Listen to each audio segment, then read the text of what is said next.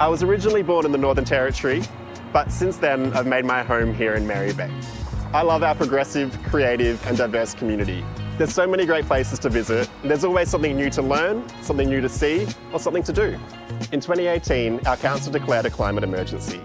The reality is that the climate crisis demands we reshape our cities to deal with the impacts of rising heat and more extreme weather events like flooding. But there's also opportunity. Imagine if we use this chance to make our streets greener, cooler and more livable and safe for everyone to get around in, no matter if you're walking, riding or driving. There's a lot of work for us to do together and I'm really excited about the next 12 months. So please get in touch with your ideas and I look forward to meeting you out in our community. Got it? Good.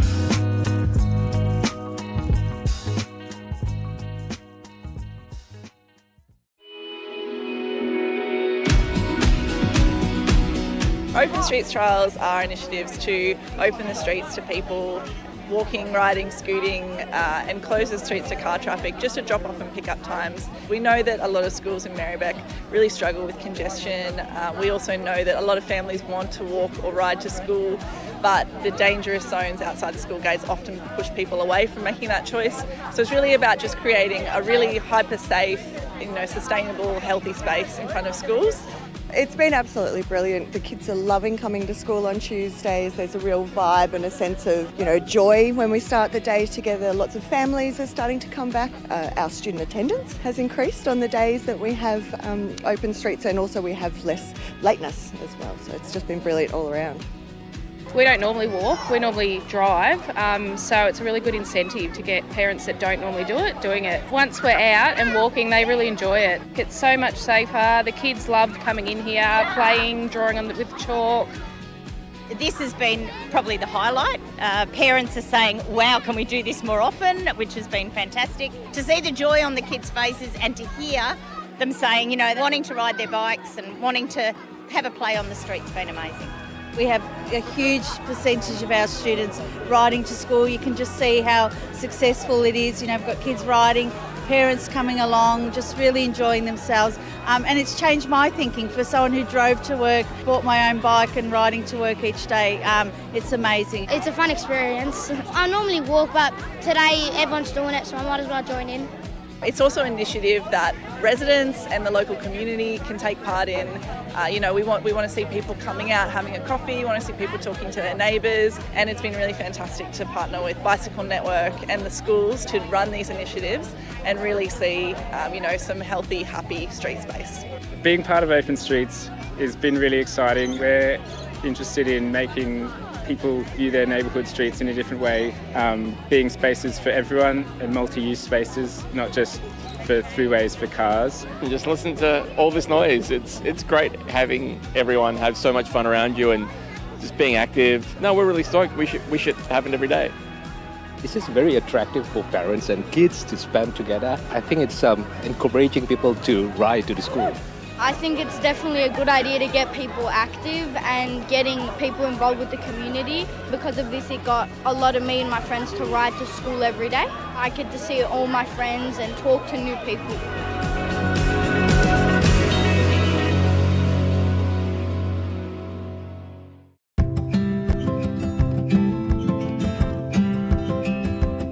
I'm Maya, and I've been really into boxing and I do a lot of art in my spare time, and I'm also a disability support worker. I was officially diagnosed with chronic fatigue probably about 2 years ago. I have a specialist doctor and I was telling him I really need a label for this. And the reason he said that he didn't want to give me the label sooner was because he knew how it was perceived in the medical field as like being a bit of a joke, and that it actually is more detrimental to me to have the label than not to have it. And it's better to go to the doctors saying that you have adrenal fatigue or something a little bit fancier just to be taken a little bit more seriously. It's hard to have this sort of condition because everyone knows what fatigue is like, so everyone can jump in and sort of add their anecdotes, and I think it takes away from what it really is like.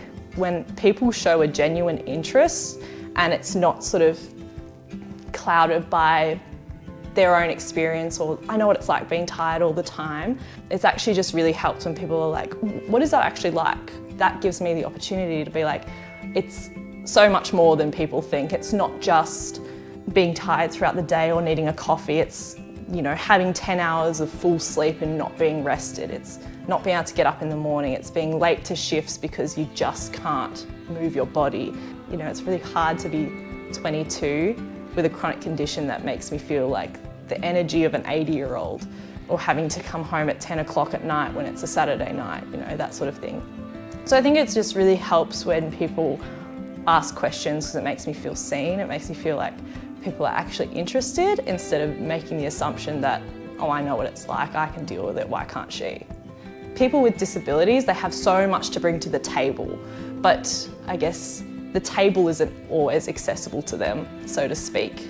I guess that's like the most important thing, is to give them a platform, especially, you know, working with disabled people and advocating for them. You realise like how hard it is for them to even have that voice in the first place. I see how much they struggle to get the support they need and to have their voice heard and to just get their basic needs met.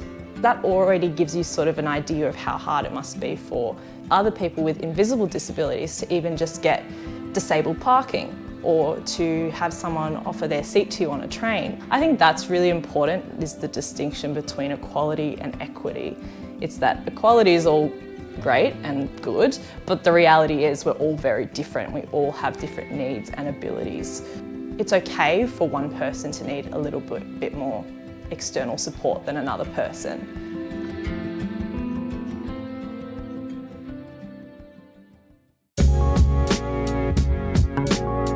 Well, they did putting the solar panel on top of the roof.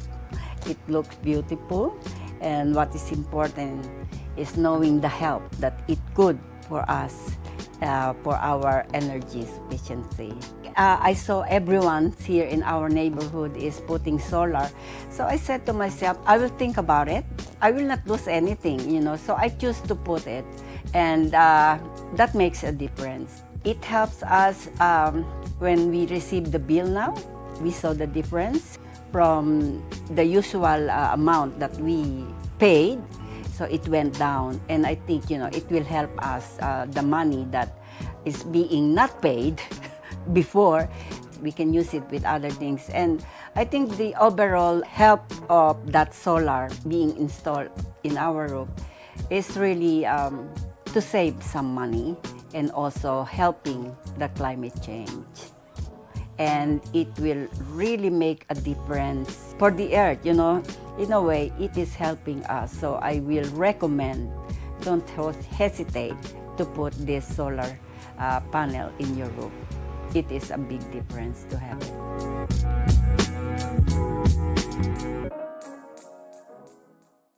I'm here on behalf of the City of Moreland to start the official process of renaming our municipality. The Council received a letter from the Wurundjeri Woi-wurrung. The Wurundjeri Woi-wurrung said, retention of this name for the principal civic body for a diverse community is untenable. The Council agreed. The language of this land is not lost, it's still looking for its people. And this is one big step actually to bring the voice of the land back by naming the local language area. Language connects us to culture. It's how we learn everything, how we express everything. Now let's use all the wisdom, resources, capacity, knowledge, history to learn from the past and never let it happen again, and move forward and help the people that need it the most. Good evening. Can members of the gallery hear me? Yes, great. Welcome. Good evening, councillors, members of the gallery, and to our viewers live streaming tonight's meeting. My name is Councillor Adam Pulford, and I'm the Mayor of Merri-bek City Council and the chairperson of tonight's council meeting. It's my pleasure to welcome you to tonight's council meeting. To begin with, I'd like to acknowledge that we're meeting on the lands of the Wurundjeri Woi-wurrung people. We wish to acknowledge them as the traditional custodians of these lands and waterways, and would also like to pay our respect to their elders, past and present, as well as to all First Nations communities who significantly contribute to the life of the city. This meeting is being recorded and web streamed live to Council's website and Facebook. This recording will also be available as video on demand. Attendees are advised that they will be recorded during the meeting. A reminder that as councillors, we will act in accordance with the Councillor Code of Conduct, which will support the principles of leadership and good governance that secures public confidence in the office of councillor. In the event of an emergency or disruption, we may be required to take action to ensure the safety of attendees. For members of the gallery and councillors attending in person, please follow the directions issued by council staff and security officers. Thank you for your understanding and for your cooperation. I would like to introduce the other councillors in attendance tonight. We have Councillor Anna-Olivia Carley-Hannon, Councillor James Conlon. Hi, everyone. Councillor Sue Bolton. Hi, everybody. And Councillor Angelica Panopoulos. Hi, everyone. And online, we have Deputy Mayor Lambros Tapanos. Good evening, everyone. Councillor Mark Riley. Good evening, all. And Councillor Helen Pavlidis. Good evening. We have I'd also like to introduce the Chief Executive Officer, Kathy Henderson, and our senior management team who are helping this meeting run smoothly. The first item on the agenda is apologies. We have Councillor Oscar Yildiz, who has an approved leave of absence from the 20th of November 2023 to the 31st of March 2024. Are there any other apologies from councillors for tonight's meeting that we'll get to? So we also have some requests for some leave of absence. So this will explain why some other councillors aren't here this evening. Councillor Monica Hart has requested carers leave. That is a leave of absence from the 8th of February to the 31st of March, inclusive. Councillor Riley has requested a leave of absence from the 15th of February tomorrow to the 3rd of March, 2024, inclusive. And Councillor Pavlidis has requested a leave of absence from 8th of March to 15th of March 2024, inclusive. Councillors, could I please have a motion around these leaves of absence? Yeah, Councillor Bolton, seconded by Councillor Panopoulos. All those in favour of approving these leave of absence? Great. I declare that carried. I will now move on to disclosures of conflicts of interest. Councillors, are there any conflicts of interest to declare? Through you, Mayor, I do.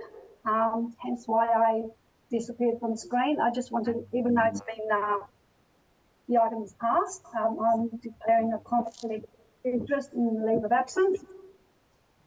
Because in my view, I have a general conflict in accordance with Section 127 of the Local Government Act. Thank you, Councillor Pavlidis. We'll move on to item number 3, confirmation of minutes of previous meetings. Councillors, could I please have a motion for the confirmation of the minutes of the council meeting held on the 6th of December 2023 and the special council meeting held on 13th of December 2023 for them to be confirmed? Yeah, Councillor Conlon, Councillor Riley to second. All those in favour?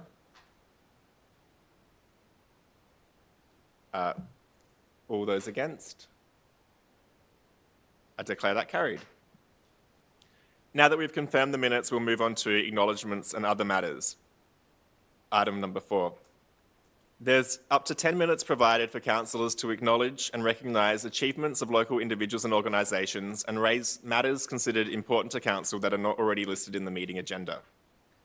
First up, I would like to acknowledge the passing of Marion Commond, a former councillor and mayor of Brunswick City Council.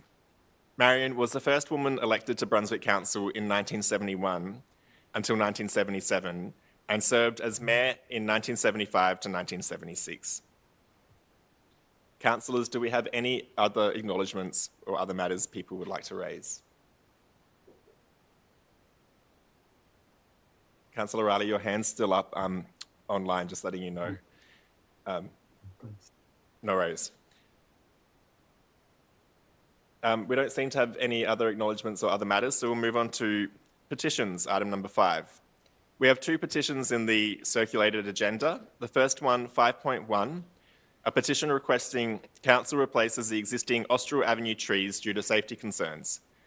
I believe Hugh Adams is here tonight in person to present the petition. Does any councillor, yes, great. Does any councillor have a conflict of interest to disclose?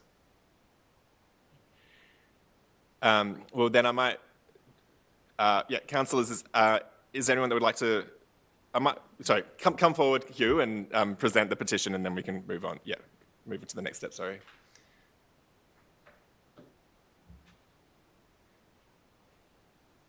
And Hugh, just make sure the green light on the microphone's on. Press it if it's red, yeah.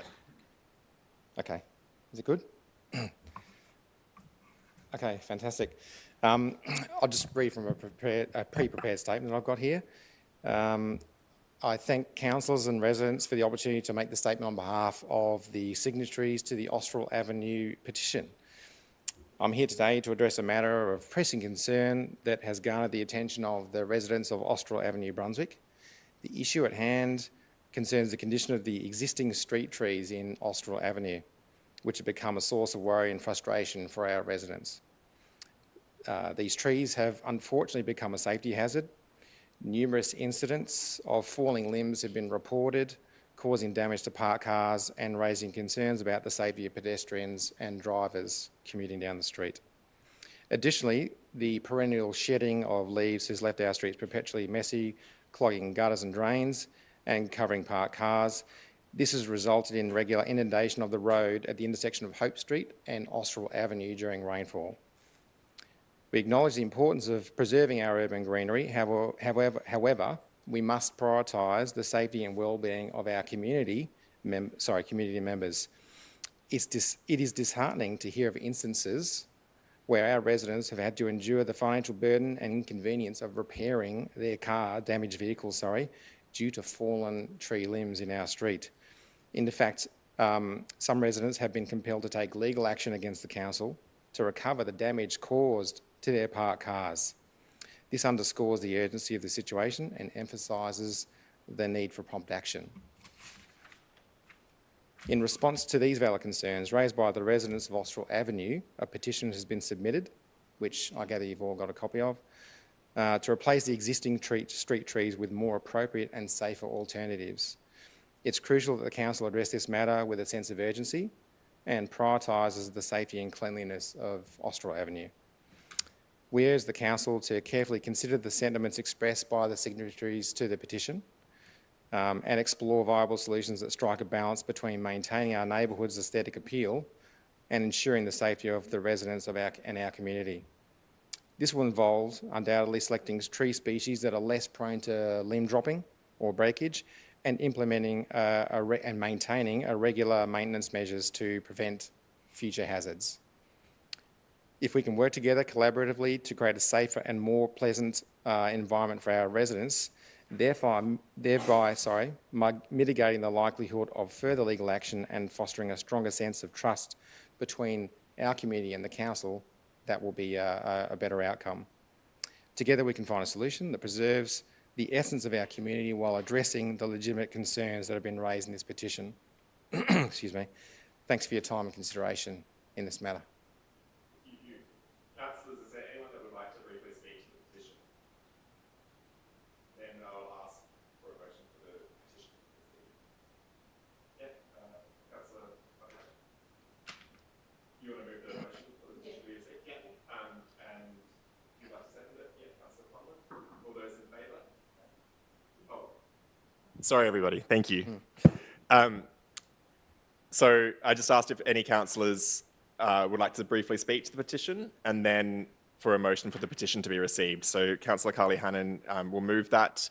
Councillor Conlon to second. All those in favour to receive the petition?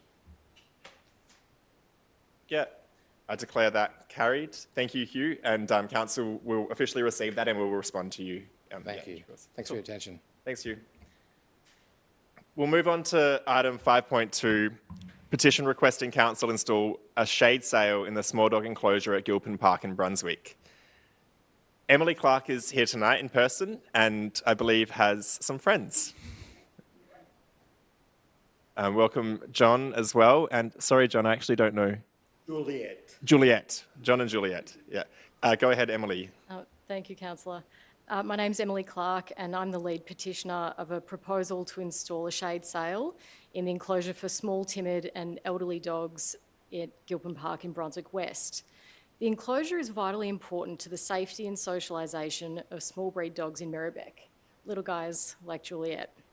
It promotes responsible pet ownership and creates social connection for humans from diverse age groups and backgrounds.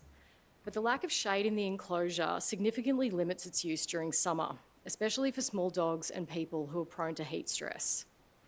At a time when the world is still suffering the ongoing physical and psychological impacts of the pandemic and is in the throes of significant global crises, social connection at a local level is more important than ever.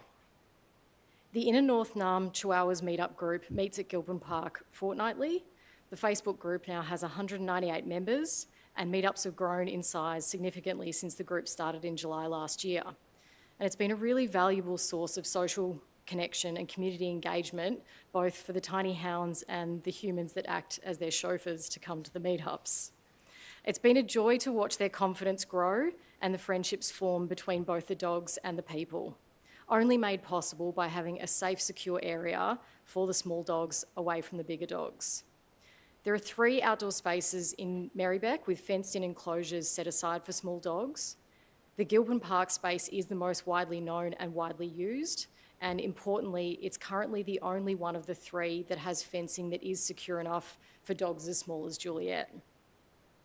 Installing a shade sail in the enclosure is a low-cost way of ensuring that dogs and their owners can continue to use that space all year round, and I'd urge Council to give consideration to this proposal. Thank you for listening. Thanks, Emily. Thank you, John and Juliet. Councillor Collins, you to speak? Yeah, just a question.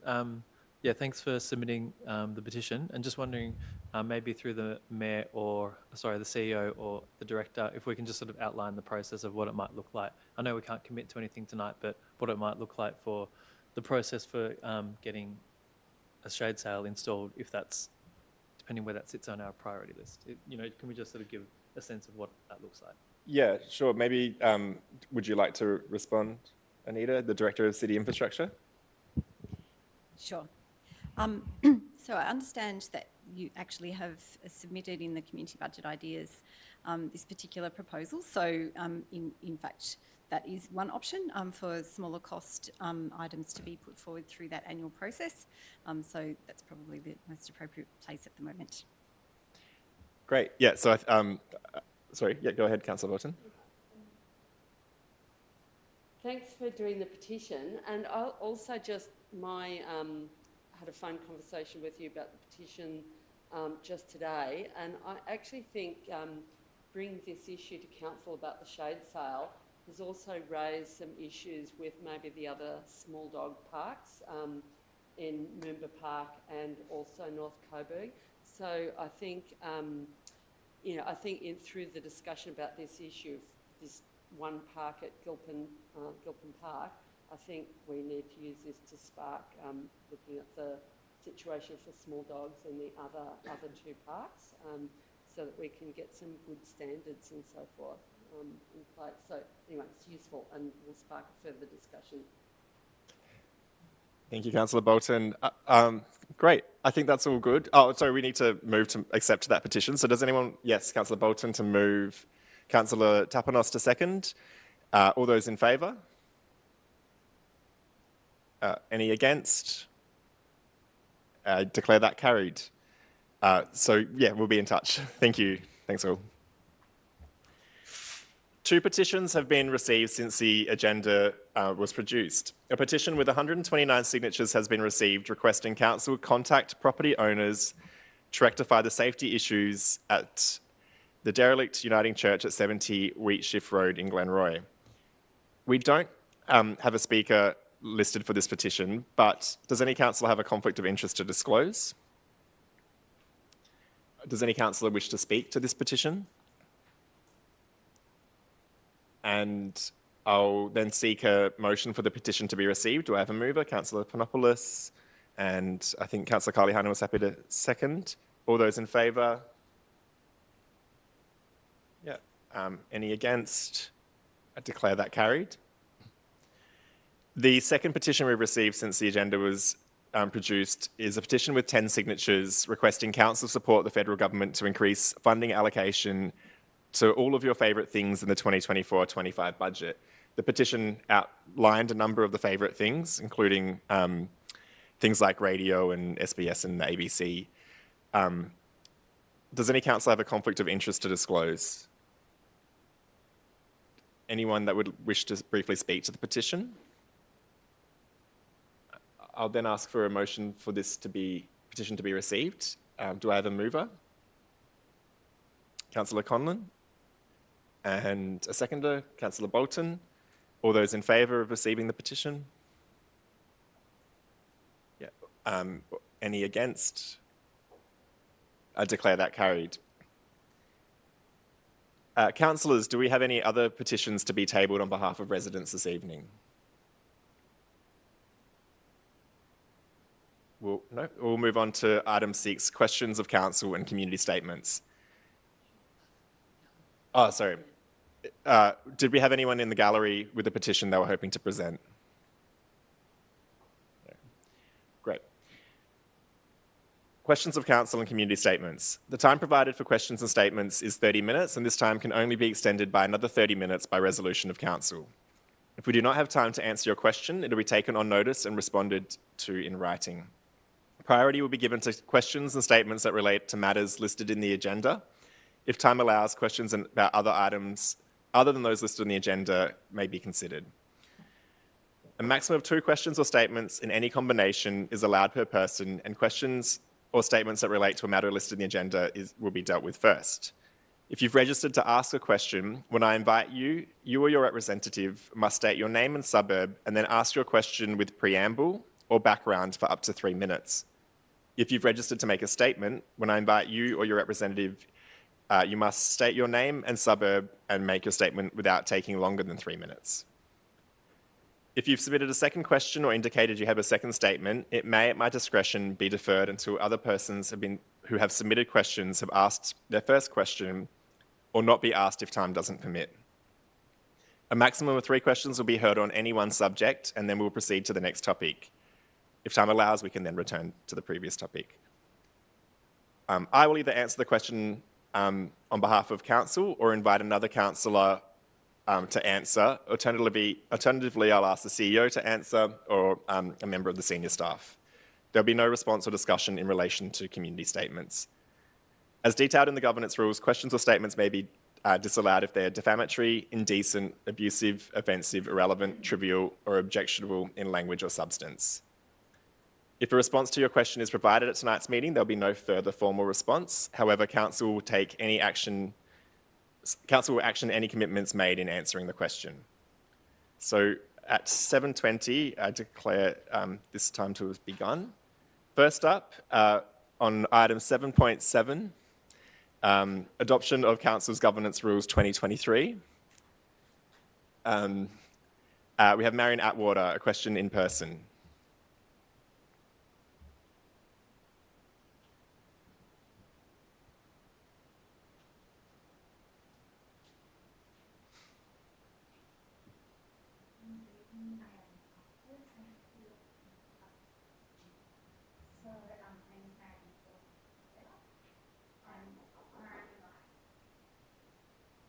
Thank you. Okay, so good evening, Mayor and councillors. Thank you for the opportunity to ask a question.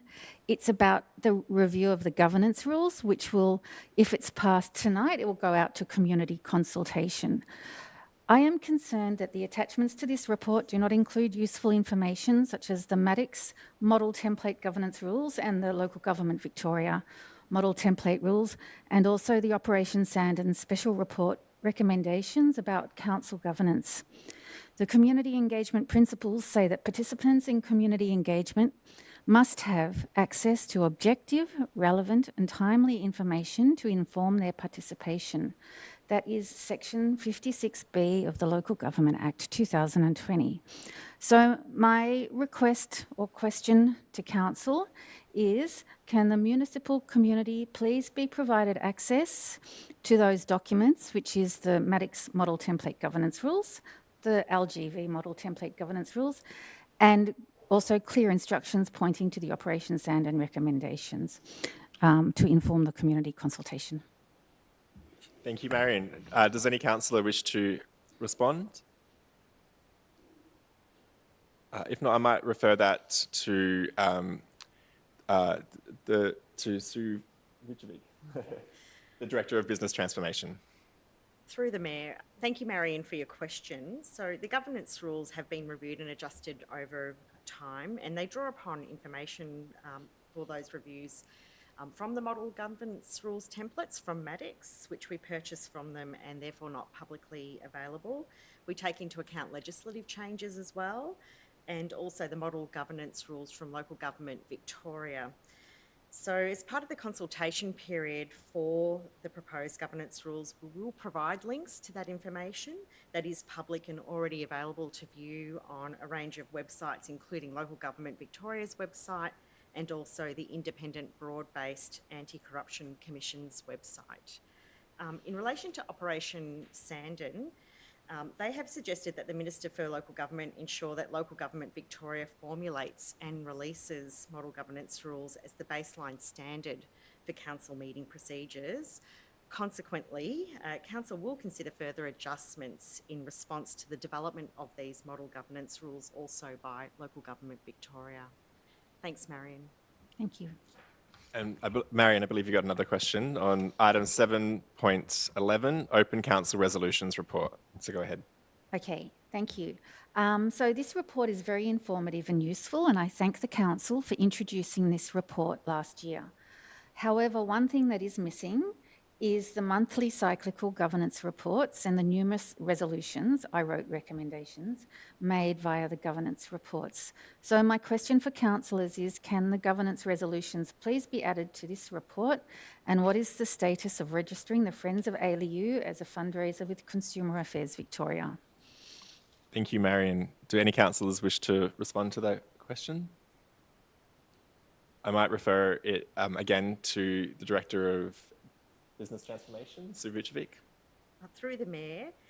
So Marion, there is nothing missing. So because there are no currently any open resolutions resulting from the cyclical governance reports.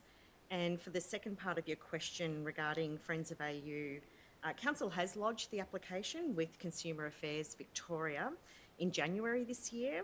And we have been advised that we will receive notification within the next few months. Thank you. Thank you. Thank you, Marion.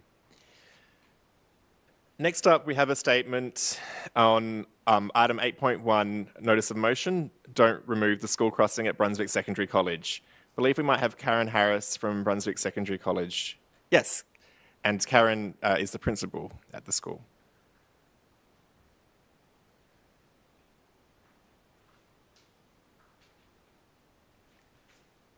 And if you could both introduce yourselves and make sure the green light's on. It's on, thank Great. you. Good evening, everyone. I'm Karen Harris, the principal of Brunswick Secondary College. Good evening, everyone. I'm Shahab Kazmai, the president of the Student Council. Yeah, go ahead, make your Thank statement. you. Yeah. I've been the principal at Brunswick Secondary College for 8 years. The school has a supervised crossing on Dawson Street outside reception.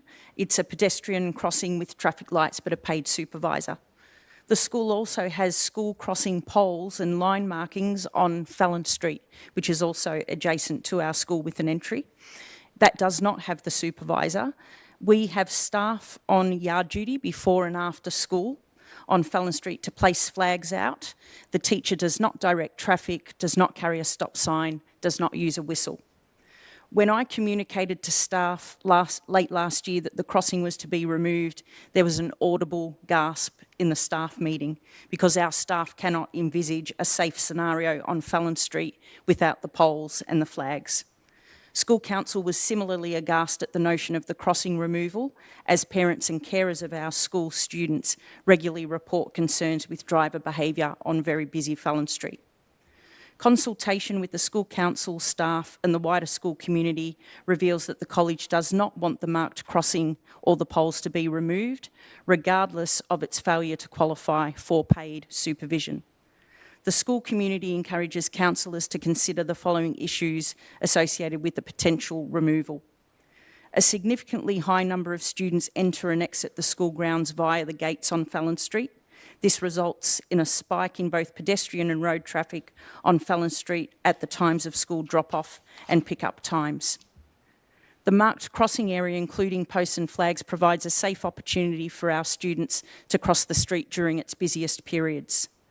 The crossing has long existed. It's been around 15 years without the benefit of a paid supervisor.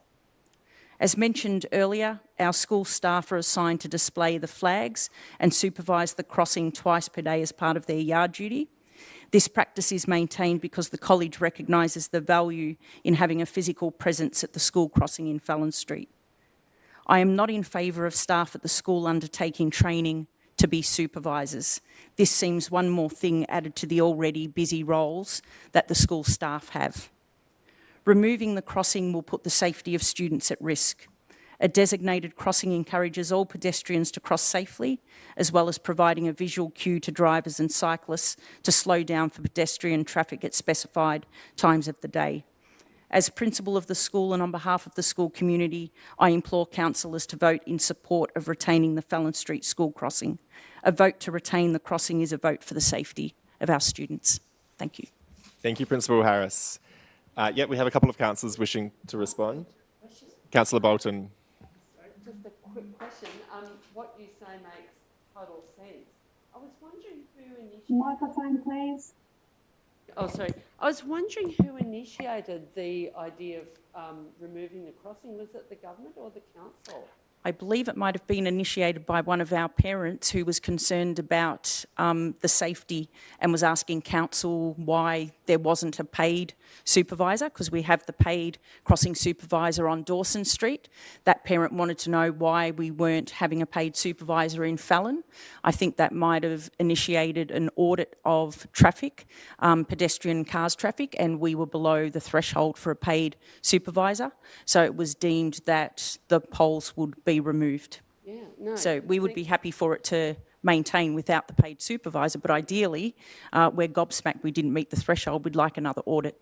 Yeah, no, that sounds like very reasonable request and sounds like there could be other Thank you, schools Councillor Bolton. Yeah. Oh, it was a statement. Okay, so yeah, sorry. We don't usually allow questions on a statement. Yeah. Oh, yeah. Actually, we'll have debate on this at the notice of motion, so perhaps we'll wait till that. Can I ask one question about the safety stuff around the school? Like that, they would know about. I want to ask about any reported issues. Oh yeah. Okay. Just.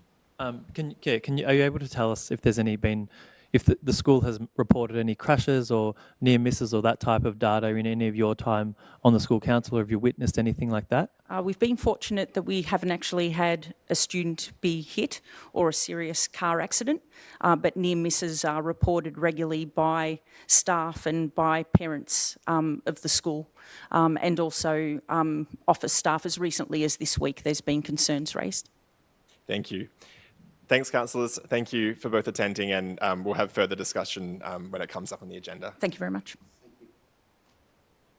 Next up, we have a couple of questions and a statement on item 8.2, Notice of Motion, Save to Chen Reserve Community Garden.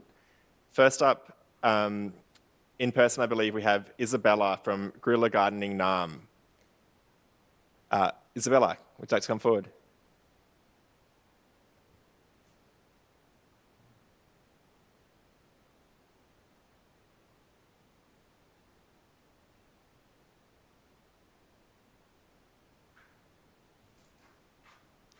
Yeah, if you'd like to both introduce your name, the suburb you live in, and then then ask your questions. Okay. Andreas Alexandra in Brunswick East. I'm Isabella. I live in Preston. Great, thank you. So the statement's already been received, yeah? Oh, do you want to make your statement first? Someone else has submitted a statement. Okay, cool. How's the questions? Do you want? Okay, yeah, questions are good. Questions are good. No, go ahead. You're here. Yeah. So what Merri-bek does to streamline avenues for the everyday person to grow food is a really important consideration, especially for those without access to healthy, nutritious food. There's a huge issue with food deserts in the northern parts of Merri-bek. And if we're wanting Merri-bek to deliver on its food system strategy, you'll be needing, to really think about how it can celebrate and normalise and support different types of gardening. So yeah, we're here because of a guerrilla garden, and our question, I guess, is what kind of approach will Merri-bek take that can allow people with less privilege or capacity, so people without access to land, people struggling to make ends meet, or just people isolated from the community, what will give them easy and accessible avenues for growing their own food?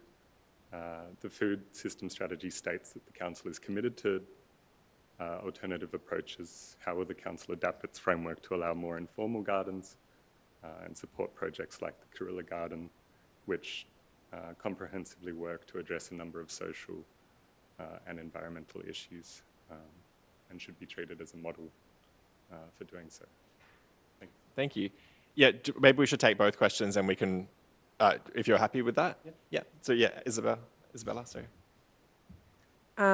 My question is, as food insecurity is constantly rising, we understand that the price of fresh food has risen over 12% in the last 12 months, and food insecurity in North Merri-bek rose by 25 to 50% during COVID. Does the council acknowledge that projects like the Guerrilla Garden set a new precedent for food sovereignty? And what steps are you willing to take to ensure the council's food sovereignty work is genuinely adaptable and flexible, as stated in the food system strategy, to allow community-led projects like this garden to continue and thrive? Thank you. Thank you. Does any councillor wish to respond? Yeah, Councillor Carly Hannan. Thank you for your questions and coming this evening. So obviously it's great that you've read our food system strategy, which we developed in 2020. You'd note that one of the elements of that was that we had wanted to create a community food hub in the northern suburbs, which obviously we've come up with obstacles against. So it might be that we continue this conversation beyond this meeting to hear from yourselves about what you're finding really works, and then we can even amend our strategy and look at actually implementing things that you know actually are effective. Yeah, thank you. Cool. Thanks, Councillor Carly Hannan. I think, yeah, that's good. So yeah, it sounds like we'll continue the conversation beyond the meeting, but I appreciate you both coming and asking your questions. Thank you. Cool, thanks. And there's someone... Yes, yeah, up next. Great. So yes, next we have a statement on the same item, 8.2. Cameron Villani.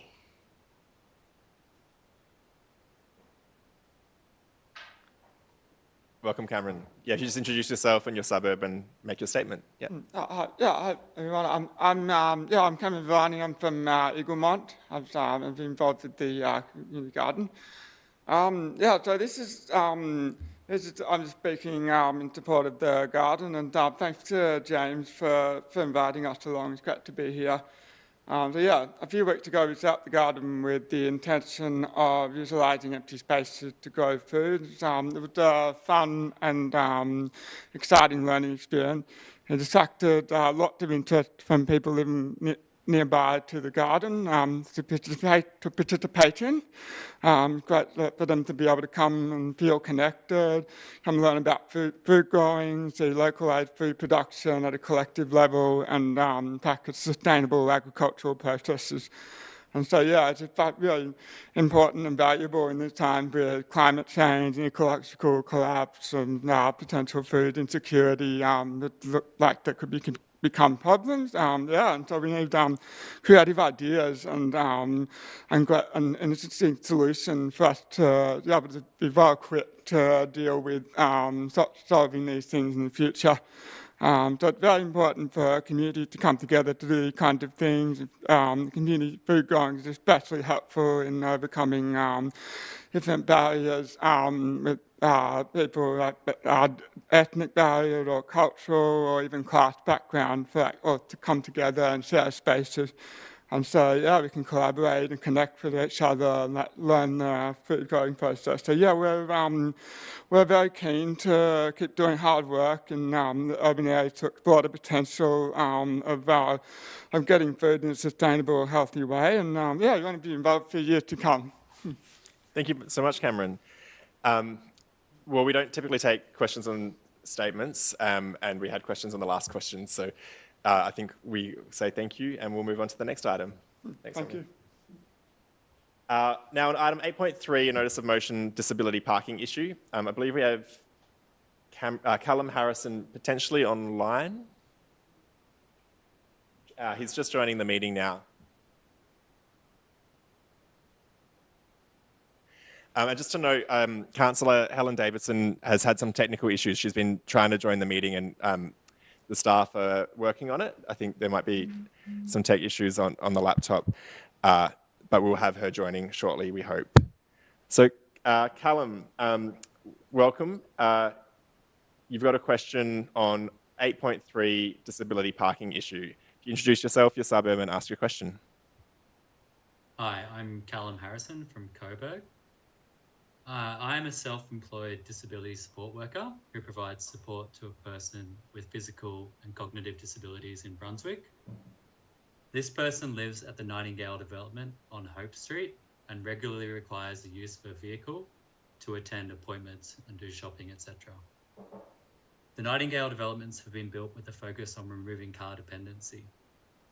I recently applied for an accessible parking permit and was denied due to being a sole trader. Does the council have a plan to provide adequate parking for essential workers like me in this area in line with the continued development? Thank you, Callum, for your question. I believe Councillor Bolton would like to respond or ask a question. Yeah. Thanks, Callum. I've sort of raised this issue with the council officers, and also there is a notice of motion coming up later on. But one thing which might assist you is that the council's new parking regulations are going to come in on the 1st of April, which allow for home visits for people who provide disability care or other forms of care to people, or home maintenance to people who get council's home maintenance services, to apply for a visitor, for a home visit permit, including for sole traders. So that is likely to solve your issue, but it won't come into effect until April. But I'm pursuing my notice of motion because the state government really controls the assessment for disability parking, and while Merri-bek might be changing its policy to allow sole traders who provide some form of care to people to have access to home visit permits. That won't necessarily be the case if you're caring for somebody in another municipality. So there's still a need for some changes, and especially as I understand, since NDIS came in, a lot of disability support workers have been forced to become sole traders who never would have considered being sole traders in the past. And so I think it's taken, unfortunately, too long for councils and state government to catch up in terms of your ability to provide care for people. Yeah, thanks. Hopefully that answers your question. Thank you, Councillor Bolton, and thank you, Callum, for your question. And just welcome, Councillor Helen Davidson. I know you had problems getting in here, but glad to see you in the meeting. Okay, we'll move on to questions and statements for non-agenda items. We've had a number submitted. First up, we have Jacob Vernon, who has a statement and question on walkability in Brunswick and Sydney Road safety. Yes, Jacob, if you introduce yourself, your suburb, and perhaps make your statement and then ask your question. Yes. Thank you.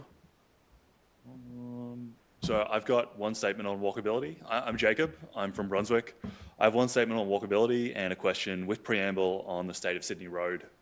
So on walkability, despite the vibrant culture in Brunswick, my friends strongly prefer to hang out in the city because it's just so much more comfortable to be there. In areas of Brunswick, the crowded, narrow footpaths cause interruptions to the flow of conversation. It's difficult to comfortably chat while walking side by side. The infrastructure creates many pedestrian bottlenecks, and this issue is magnified in situations involving pedestrians with greater spatial needs. People with prams, children, pets, or mobility aids don't have the space to exist without obstructing the path. The whole claustrophobic experience is anxiety-provoking, but people endure it so they can get around to enjoy the many great places we have here. Brunswick has incredible potential as a real destination where all kinds of people can enjoy spending the whole day out and about. And I implore you to support the changes that would move us towards that. And then the Sydney Road question. Sydney Road has been the subject of extensive discussion and projects to improve its safety for cyclists, pedestrians, tram and other users for over a decade following serious injuries of pedestrians and cyclists, including the death of a cyclist in a car-dooring tragedy in 2015. Plans to improve Sydney Road's safety, access and amenity for all users seems to have stalled. Accessible tram stops, separated bike lanes and pedestrian crossing points to improve Sydney Road are now critical as the next stage of the upfield line level crossing removals will lead to the closure of the adjacent upfield bike path and more pressure on Sydney Road. Can Council provide an update to the community on the next steps being undertaken to deliver the much needed safety, access and amenity improvements along Sydney Road, and what further work is needed to be done with the state government to achieve these improved outcomes?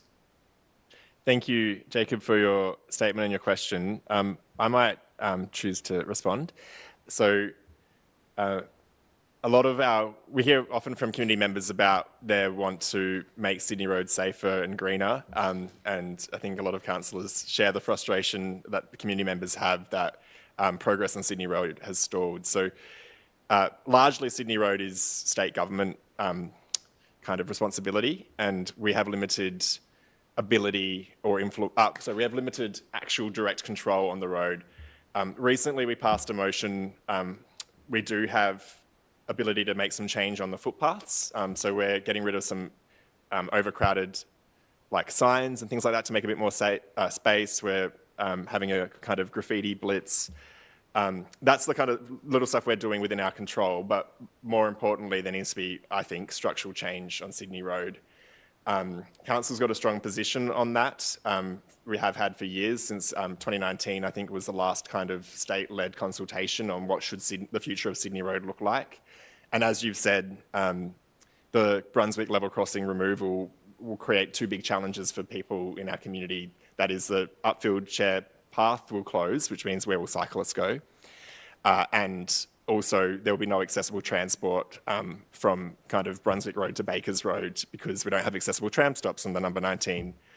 So there's lots to be gained, I think, from the level crossing removal project in Brunswick, and the kind of need it creates for safe options for cyclists and accessible public transport options means that I think there's a real opportunity for the state government to take this opportunity and transform Sydney Road to make it work better for everybody. We at Council, when the level crossing removal project was announced last year, or maybe even just before that, we did a long community consultation process, had a big discussion with what do our community want to see from that project. We've got a Reshaping Brunswick position paper that makes it clear we want separated bike lanes on Sydney Road and accessible tram stops.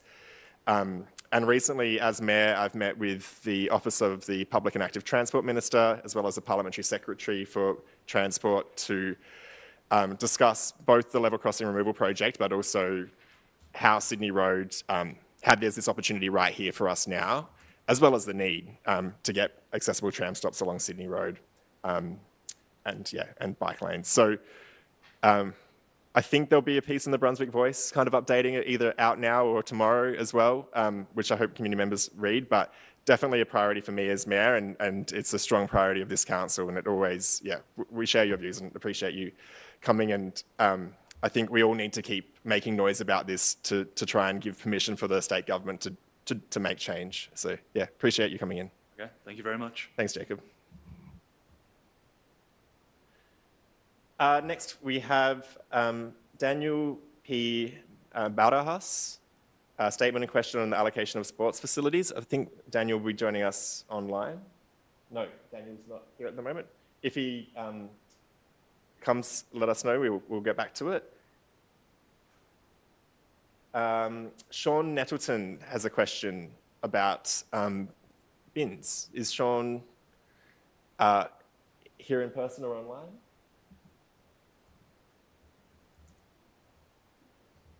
In person? Do we have a Sean Nettleton here? No? Okay, we'll move on to Richie Goonan from Youth Projects to make a statement.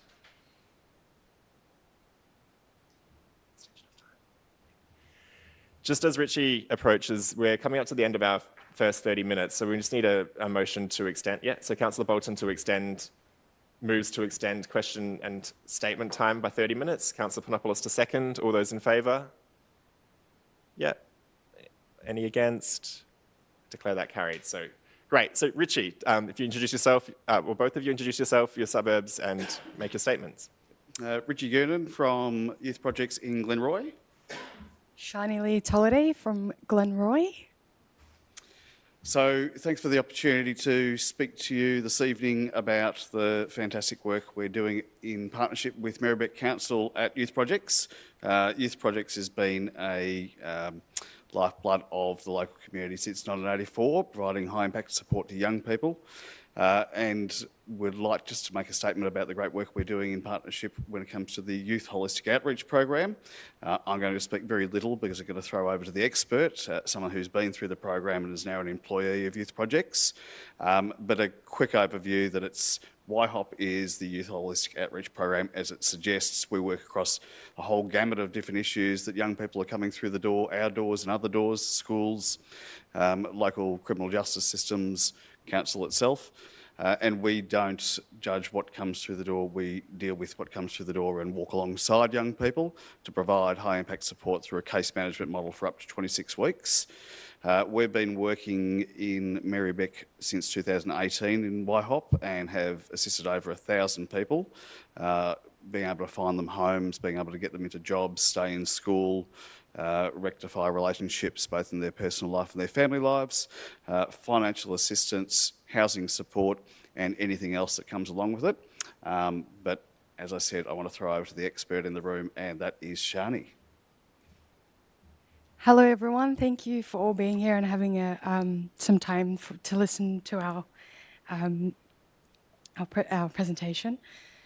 So when I came to Youth Projects, I had actually a lot of disadvantages personally from all sorts of backgrounds, from home, family.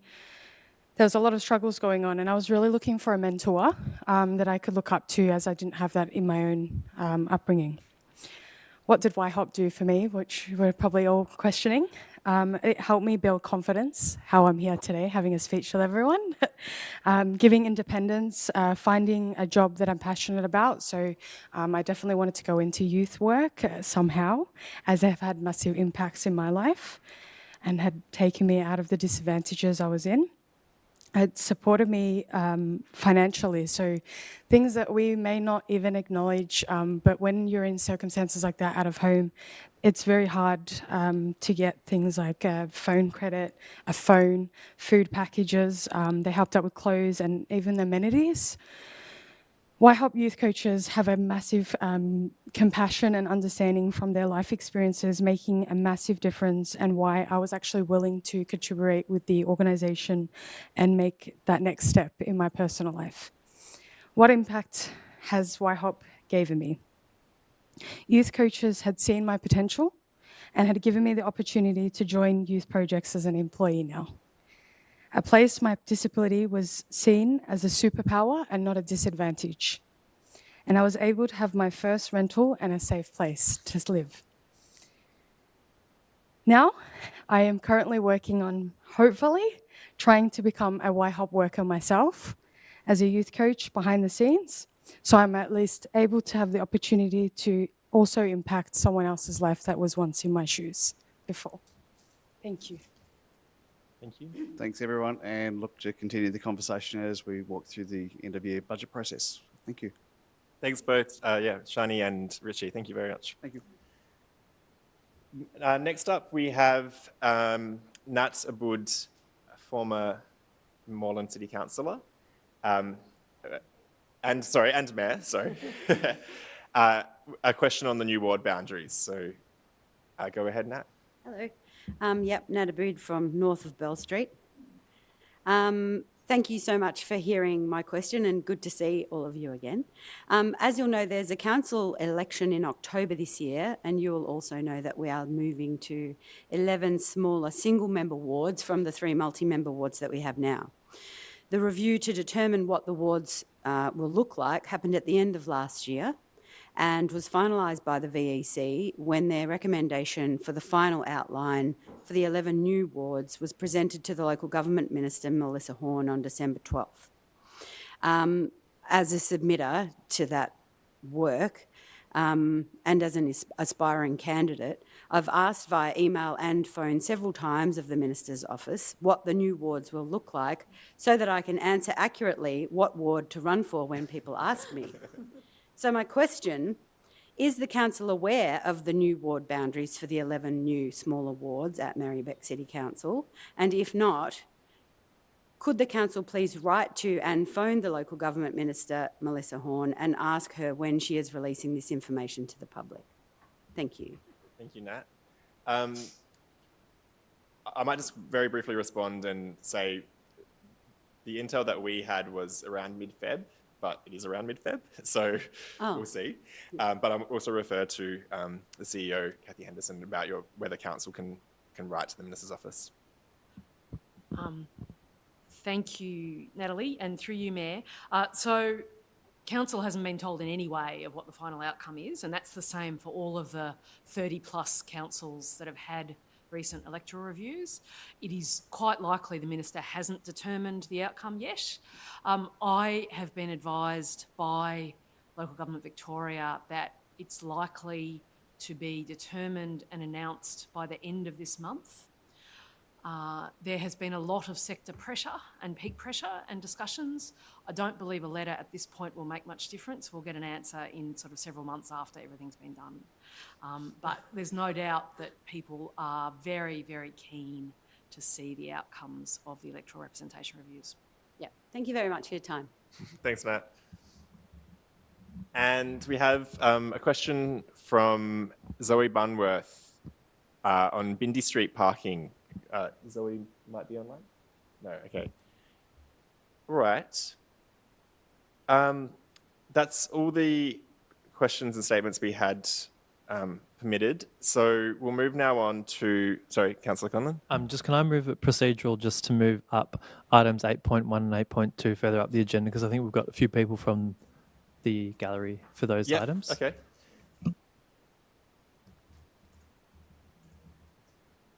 Yeah, cool. And yes, I'm also aware that there's some people attending around 7.4. So we might do 8.1 and 8.2 and then 7.4, and then we'll just do the general flow of the agenda. So we might need to, would you like to propose that as a motion? Yeah, procedure. And seconded by Councillor Panopoulos. All those in favour of changing the running order? Yeah. Any against? Right, I declare that carried. Yes, we should let people go have the rest of their evenings. So we'll move straight to item 8.1, notice of motion. Sorry, I'm just pulling it up on my screen. Don't remove the school crossing at Brunswick Secondary College. Do I have a motion from councillors? Yeah, Councillor Conlon, and you're moving the motion in the report? Yep. Yeah. And Councillor Bolton to second. Councillor Conlon. Thank you. And kind of want to start with an apology to councillors for having to bring this item to council. It feels like one of the more silly decisions that we've had to make, and it's a bit of a process that we've had to go through. So apologies that in advance. Thanks to the principal, Karen, for coming tonight, and the president of the school council. So as you outlined, there's a school crossing out the front of Brunswick Secondary College. It consists of some poles and flags which teachers put flags in before and after school every day, provides a visual cue that this is a crossing, a place where students cross. It's actually been, I think it might have been there for longer than 15 years. It's been there. I went to Brunswick Secondary College and it was there when I started back in 2002, which is 22 years ago. So it's been there for at least 22 years, the way that it currently is. And what has happened is that a resident wrote to me recently saying that she thought the crossing could and should be upgraded, made a bit safer. I passed this request on to officers who responded not with a plan to upgrade the crossing, but with a proposal to remove it altogether. So this is the precise opposite outcome of what the residents wanted, and so that was very disappointing. Not to mention the school principal and the school president. And disappointingly, the whole process and consultation were really problematic. The solutions proposed were was to remove the crossing, and then some vague bureaucratic processes to replace that. So number one was to investigate at some point in the future, undefined, some upgrades to the crossing. And the second option was to go through another count process, which I think we're not going to meet those. The threshold is still excessively high because the state government doesn't want to fund additional school crossings. So I think we should do it to see if anything's changed, but let's be real, I don't think it's going to change, so I don't think that is a solution to this problem. The justification for the removal of the crossing outlined in the officer report. Yeah. Is that better? So the justification for removing the school crossing outlined in the report doesn't reference any data, doesn't reference a policy, and honestly, there's not really much common sense in there either.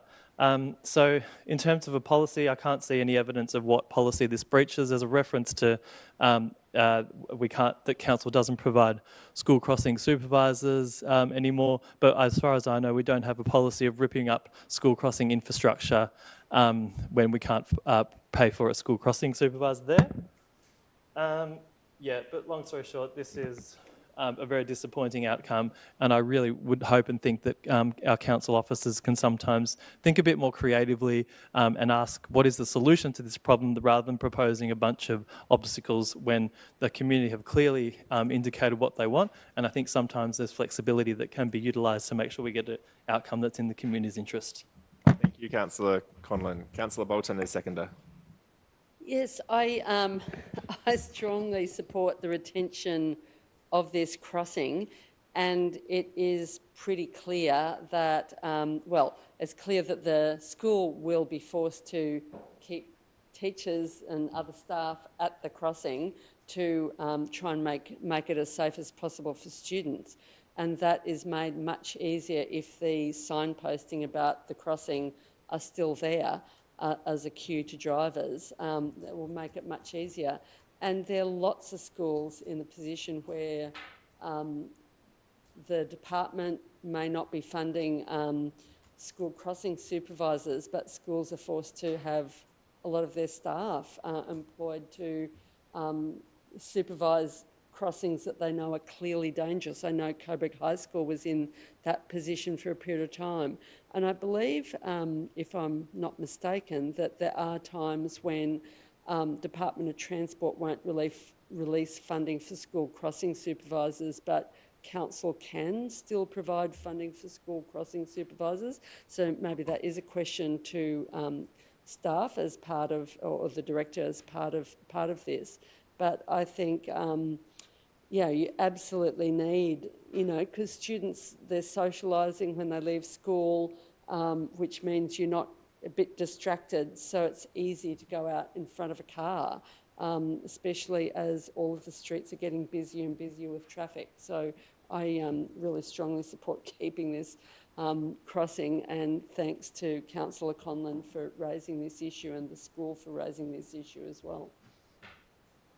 Thank you, Councillor Bolton. Does any other councillor wish to speak on this matter? Councillor Tapanos. Yes, thank you. I'm supportive of this motion as well. And look, I'm a little bit older than Councillor Conlon, so I probably can say that I think the crossing as it is now was probably put there in the mid-90s after the amalgamation. So it's been there for a long time. I don't see a reason to remove it, but I'd also like to explore ways where we could go a little bit further and maybe provide some training opportunities and actually just make the decision to provide proper crossings and treat them as we would any other school, because it's a reasonably large road. There is even if it doesn't meet the numbers, the traffic numbers, there is cars that speed. There is the corner from Fallon Street, which is quite dangerous as they turn left into Dawson. And it's only going to get worse as our population sort of densities continue to increase. So I do think that we could spend the extra money and treat this school crossing like any other.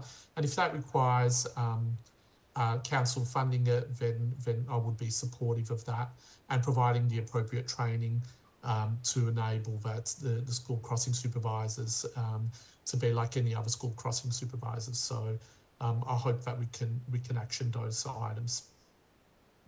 Thank you, Councillor Tapanos. Does any other councillor wish to speak to this motion? All right, we'll move on to voting. Given there wasn't opposition, we won't have a right of reply. So all those in favour of this motion? Yeah. All against? I believe that was unanimous, so I'll declare that carried and unanimously.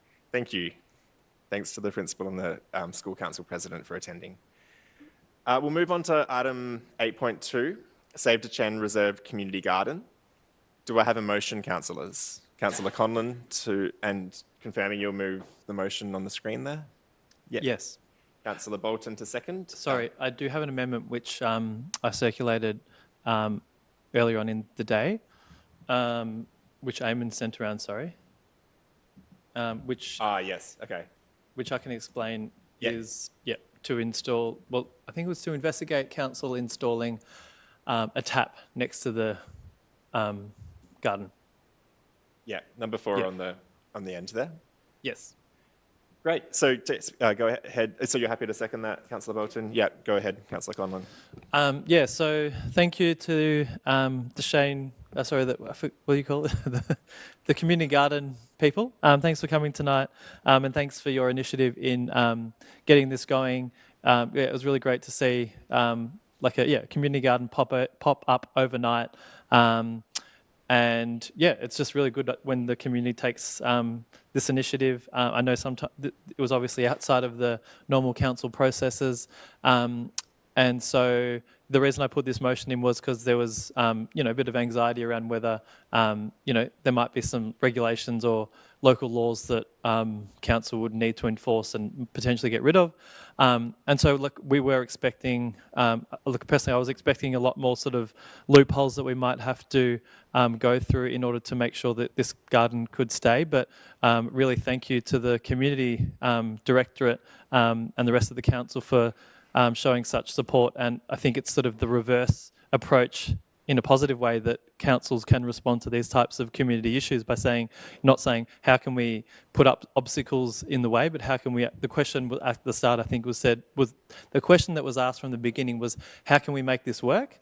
And how can we think creatively to support the community to retain this? So I really thank officers for having that approach and then working behind the scenes with the group who set this up. And then I have gone down and looked at it, and it looks really great. But I just noticed that it probably is quite difficult to, I think at the moment you're hauling buckets of water to and from the tap, which I think would be a lot of work to do that, especially in summer. I know I struggle to keep my garden moist in summer. So I think we're going to look at if we can install a tap nearby to hopefully make the garden more feasible. And I think I don't think this needs to be done through a motion, but I think you're also interested in compost and mulching. And as far as I understand, council officers and the relevant teams can develop relationships with you to support the delivery of mulch and compost as we do with other community groups like the Upfield Urban Forest. So overall, thank you to you guys and also to council for being so supportive and facilitating this. And it's really great. Thank you, Councillor Conlon. Councillor Bolton, a seconder. I don't have a lot to add, but I think the guerrilla gardening movement, which in my knowledge started probably in the 70s or 80s or sometime around then, has been a really important movement.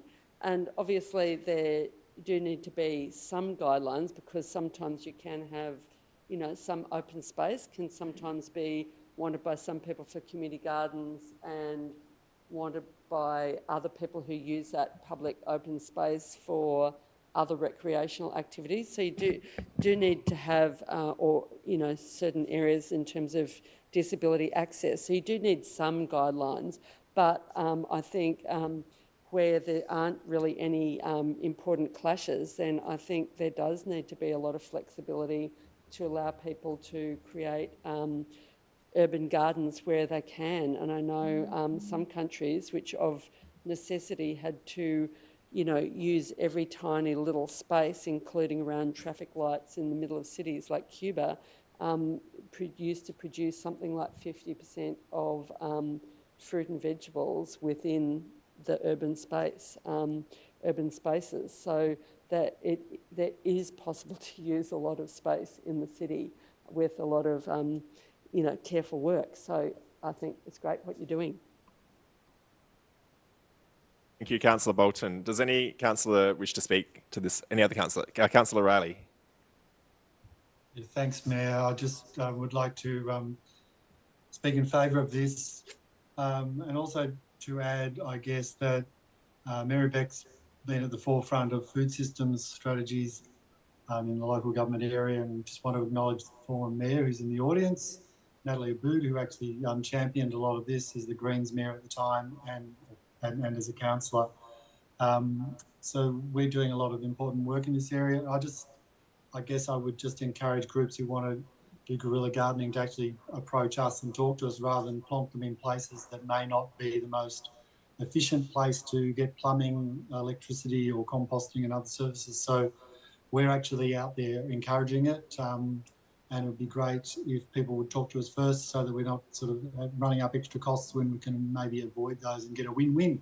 So just want to support this motion and hope that the garden gets going, and, you know, that the amenities might be added later. But a bit of a chat first and a discussion would really avoid some of that, because we actually have a you know, nation-leading kinds of strategies around food systems and food security. So thanks for bringing this to the chamber, Councillor. Thanks. Thank you, Councillor Riley. Does any other councillor wish to speak to this motion? Councillor Tapanos. Yeah, thank you, Mayor. I guess in some ways it's kind of a redundant motion because the work is already happening. So our officers haven't waited for a resolution, which is fantastic to see. They've been so proactive in working with the group. But I really wanted to just echo the comments that I'm hearing around the chamber around let us know. We're very supportive council and support a whole range of gardening initiatives and food systems that are, you know, grow around a municipality organically in a sense that, you know, they start up and we have such an active community that wants to do community gardening. And I know it might go against the traditional ethos of guerrilla gardening, but you'll find here a very supportive council. And, you know, maybe we can give you a list of underutilised sites that you can go off and build gardening gardens. But, you know, we're here to sort of work hand in hand with you to sort of increase community gardens and food systems for all of our communities. So work with us. Thank you, Councillor Tapanos. Did any other councillor wish to speak to this motion? We might move on to a vote then. All those in favour? Yeah, and I can declare that that was unanimous. So thank you. And we'll move on now to item 7.4, naming the park at 260 Sydney Road, the proposed shortlist. Does any councillor have a conflict of interest to disclose?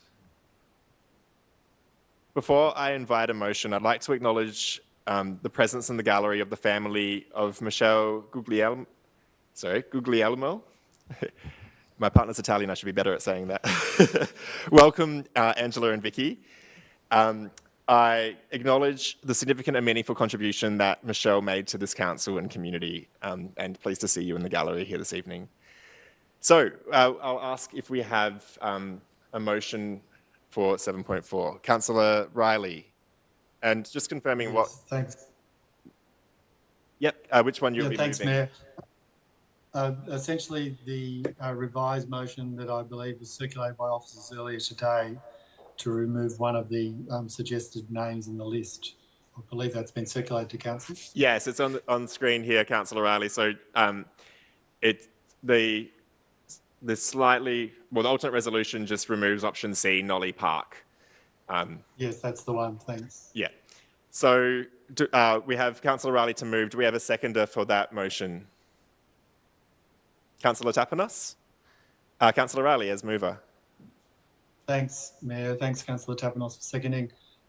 Look, this is a standard process where we're seeking and go out to community for suggestions, and the Nolly Park one, whilst having some sort of reference to Indigenous naming and so on, is probably one of the more obscure ones in terms of being approved by Wurundjeri Wurrung people Corporation. The Waddenbook and the Noogle Nunjan names have gone through that process, and as the Mayor's already acknowledged, Michelle Gulliel-Mel's presence in the city and history, her story with our city is pretty evident as well. So they're fairly strong names that I think should go out for community consultation. This doesn't preclude councillors being able to add and suggest others or to go with any of these or not, but we strongly want to follow and have the community speaking and coming forward and voting on those names that resonate with them, that they support, and we'll be certainly, and I'll be certainly looking to see which of those the community is really interested in seeing. This is an important part of our open space acquisitions, our park close to home work. We know the importance of open space to wellbeing and community health, but also particularly to mental and wellbeing, so people's health. And so I think this is already being an activated space that's starting to provide that kind of outlet for our community in a built-up area of the city, and looking forward to the outcomes of these naming processes. So I hope everyone can get involved and check our Conversations Moreland and other tools to have your say. Thanks. Thanks, Councillor Riley. We had Councillor Tapanos as seconder. I'll be brief, just to mention that how pleasing it is to see Michelle's name there, and it fulfills a lot of our policy objectives with naming of women, migrant communities, and we don't have enough names in the municipality or enough places named after migrants and people from culturally diverse backgrounds, and the Italian community has contributed so much to this city, and it's nice to be able to throw in the mix some names from multicultural backgrounds and some people who have really shaped this city, and creating the Cunahan Gallery and Michelle's contribution to our city is phenomenal. And I'm really pleased to see that name being put forward for the community to consider, and also the Wurundjeri Woiwurrung names. Again, our policy at work supporting Woiwurrung language names, and you see that in the three options that we're putting forward. So I think the community can rest assured that the policy is working, and we hope to get even more suggestions in the future around those key priority areas, both Woiwurrung names celebrating our multiculturalism and our migrant communities. And I'm really looking forward not just to the naming of this park, but the opening of this park, which hopefully won't be too much longer. And I know that it's going to provide so much green space and canopy and shade in an area that we need it most, and that is right on Sydney Road. So it's going to be a great addition to our open space. Thank you. Thank you, Councillor Tapanos. Do we have any other councillors? Yeah, Councillor Carly Hannon. Just briefly, this is not a real submission, but I just wanted to put out there, Town Hall Kebab Park would be a good nostalgic one for me. Thank you. Thank you, Councillor Carly Hannon. Councillor Pavlidis, notice that your hand is raised. Do you wish to speak to this? Yeah, go ahead. Not so much to speak, but just basically to concur with quite a few of the comments made, and I also agree with Councillor Tapinos, and I'm happy to see Michelle's name on the list. I just have a question of clarification in relation to point 1 of the officer recommendation, where it says about sort of notifying the immediate community. Can you clarify? Can officers clarify what they mean by immediate? Because when you read the executive summary and the implementation item number 7, it said surrounding properties. So I'm just curious to understand what area we're talking about and what the difference is between immediate and surrounding, please. So we might go to the Director of City Infrastructure, or Director Joseph, Place Environment. Thank you, Mayor. Go ahead, Joseph Tobacco. Through you, Mayor. Thanks for the question, Councillor Pavlidis. The general descriptor for immediate is those neighbouring properties. So we do have the church to the rear, the social enterprise and the dentist to the north of the site, and the adjacent building to the south. Thank you, Joseph. Councillor Pavlidis, you have a follow-up? Yes, can I propose an amendment, please, so that we can be consistent and change immediate to the surrounding, because to me surrounding sounds a lot more than just your next door neighbour or the one across the road. If we're going to consult, the more we consult, the better. Give more of the community opportunity to have their say. Okay, so we have a proposed amendment from Councillor Pavlidis to change the word immediate in clause 1 to surrounding. Do we have a seconder for that? Or is that permissible to the mover? Yes, that's acceptable, thanks. Yeah, and to the seconder? Yeah, Councillor Tapinos is nodding. Okay, great. So that being acceptable to the mover and seconder will now become part of the substantive motion. So it's changed on the screen here, immediate to surrounding. So we'll continue debate on the motion. Does any other councillor wish to contribute to debate? Councillor Panopoulos? I just wanted to add quickly on the option that we've cut out. I don't think it's a wrong word. It just means like grassy, hilly mound, and 260 Sydney Road is none of those. So, yeah. Yes. So, all right. Yes, so that explains it. So we might move on to voting on this motion. All those in favour, raise your hand. Yeah, I can see that that's unanimous, so I'm going to declare that unanimous. Now, we'll move on to item 7.1, so kind of returning to the original ordering of the agenda. Item 7.1 is the approval of parking loss on Gaffney Street to allow Department of Transport and Planning to reinstate the bike lane. Councillors, do I have a mover for this? Councillor Panopoulos would like to move this, and Councillor Bolton to second. So Councillor Panopoulos. Thanks, Mayor. So for context on this one, it's really ticking off on a request made by the department to reinstate a painted bike lane that used to be there on Gaffney Street, and it used to create like an uninterrupted east to west route on that street. It was removed following like a supermarket upgrade or the creation of a supermarket across the road. However, the department's now realised, and the state government, it's pretty good to see that they've realised that we need to encourage safe and uninterrupted routes for people to get around our municipality. So this, of course, aligns with state government level strategy and our own strategic transport priorities. So importantly, council officers and the department have worked out the timing of these changes to ensure that they'll only happen once the Coburg Special Development School relocates from its current location. In addition, council officers will be working with the department to draft up plans and work with the impacted property owners. And according to our own analysis, the parking loss can be appropriately managed. So, I'd really encourage councillors to support this recommendation to reinstate what used to be there, and to also support like a really collaborative effort to make our municipality a safer place for everyone to move around. Thanks. Thank you, Councillor Panopoulos. Does any other councillor, the second to Councillor Bolton.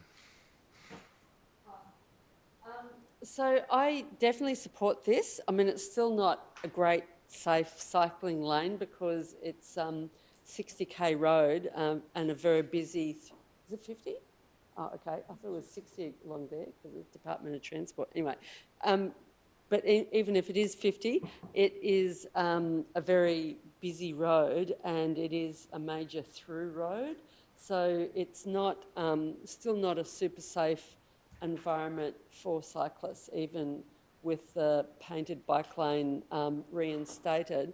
And it was also not very safe previously when that huge and very dangerous roundabout was at the corner of Sussex Street and Gaffney Street.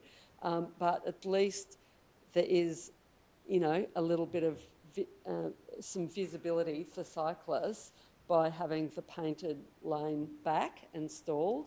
So I do support, you know, support the removal of the parking in order to reinstate the Gaffney Street bike lane, even though it's still, you know, we'd like a much safer environment along Gaffney Street for cyclists. Thank you, Councillor Bolton. Does any other councillor wish to contribute to debate? Okay, we might move to voting onto that item. So all councillors in favour? Yeah. Yes, that's okay. I think, yes, I can see that all councillors had their hands up. So sorry, we just had Councillor Pavlidis join again, so I might redo that vote. So item 7.1, all those in favour? This is the approval of parking lots on Gaffney Street to allow Department of Transport and Planning. Yeah, I can see your hands are raised. I declare that pass unanimously. Thank you, councillors. On to item 7.2, the West Street shopping strip renewal. Do I have, does any councillor have a conflict of interest they would like to declare? And do I have someone who'd like to move? Yes, Councillor Panopoulos, sorry. And do we have just confirming which you're moving, the Officer Rec? Yeah. Yeah. And is there a seconder for the West Street shop strip? And ciao. Sorry, Councillor Bolton, seconder. Yeah. Yeah, cool, great. Go ahead, Councillor Panopoulos. Thanks, thanks, Mayor. So I'm really pleased to be moving this item and to be seeing the work on the West Street shopping strip proceed. I think this has definitely been a long time coming in reference to the engagement that happened almost 10 years ago now. And it's really important to get this project right. So I just want to firstly thank officers, community members, and also the local businesses for their participation in the consultation and engagement process and for helping shape what West Street will look like. For everyone that's tried to walk around or along West Street, or God, even driving is confusing enough, but especially as a pedestrian and trying to cross outside of like Woolworths, you know just how unsafe it feels, and it's as though you're constantly dodging cars and unclear pedestrian crossings. And having spoken with local businesses there over the years, there's almost constant near misses. So we want to encourage more people to walk, to ride, and to take the bus to the West Street shop so that they can shop local at what is, you know, one of like a pretty good shopping strip locally in Hadfield. And so anything that we can do to make it easier for people to get around and to make it clearer, especially around that really problematic intersection, is something that, you know, I'm really proud to support. So I really encourage councillors to support this officer recommendation and endorse the proposed next steps so that we can get to the final concept plan for the West Street shopping precinct. Thank you, Councillor Panopoulos. Councillor Bolton, a seconder. Not a lot to add, but I mean, for me, it's a bit of a shame that we won't be fixing the intersection of Guillaume Street and West Street, because that is just like a nightmare. I gather the reason for that is because it will remove too many parking spots, but it is like a very hazardous area. It will be improved a little bit, but probably not substantially, by not allowing people to turn west from Guillaume Street into West Street. But anyway, besides that, I think it is good that there is going to be a whole lot of work done in the West Street Shopping Centre. It's one of the busier suburban strip shopping centres in the Merri-bek area, and it is like, you know, incredibly busy and overloaded. So I think it is really good that this work is happening. I just wish that Guillaume Street, I'm not sure if I'm pronouncing the name properly, would be able to be sorted as a result of this project, but at least other things will be improved greatly. Thank you, Councillor Bolton. Does any other councillor wish to speak to this item? We'll move on to voting. All those in favour? Yeah, I can see all hands raised, so I declare that carried unanimously.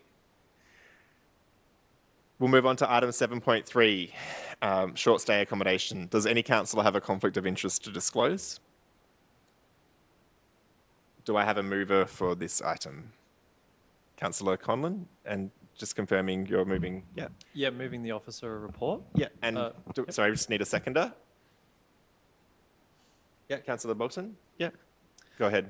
Yeah, so basically this report is closing the loop on previous resolutions where we asked council to look into whether we could impose levies, charges or caps on the amount of time that short stay accommodation could be provided in Merri-bek. And it was in the context of like many councils across Victoria trying to do a similar thing. And so basically we've looked into it and our hands are pretty tied in what we can do, unfortunately. So the state government has recently announced a 7.5% levy on short stay accommodation. There's lots of details that are not, we don't know yet, but we do know that it's coming into effect sometime in 2024. And that there's also been public reference to the fact that existing council levies that may exist now are going to be scrapped. So the government's basically overriding councils on this issue. So there's a possibility that we sort of could look into. Okay. The other issue is that there isn't, even if council resolve to pass a levy or a cap, basically it's unenforceable because we don't have data on how many short stay accommodation providers there are in Merri-bek. We just don't know who they are and how long, how they let out their properties.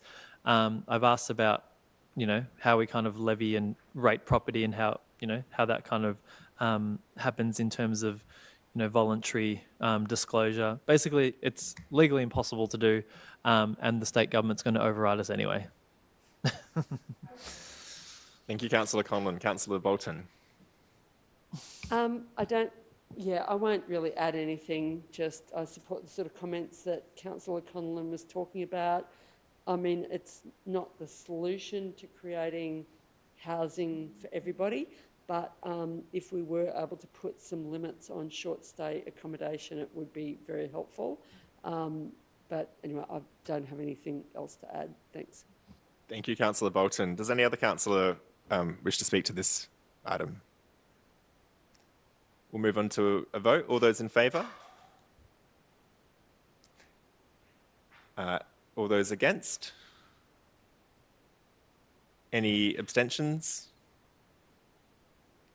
I declare that item carried. Move on to 7.5, federal advocacy priorities, as we did 7.4. So does any council have a conflict of interest to disclose? It might be unusual. I was hoping to move this motion. Yep. And I would move the officer recommendation. Councillor Bolton to second the motion.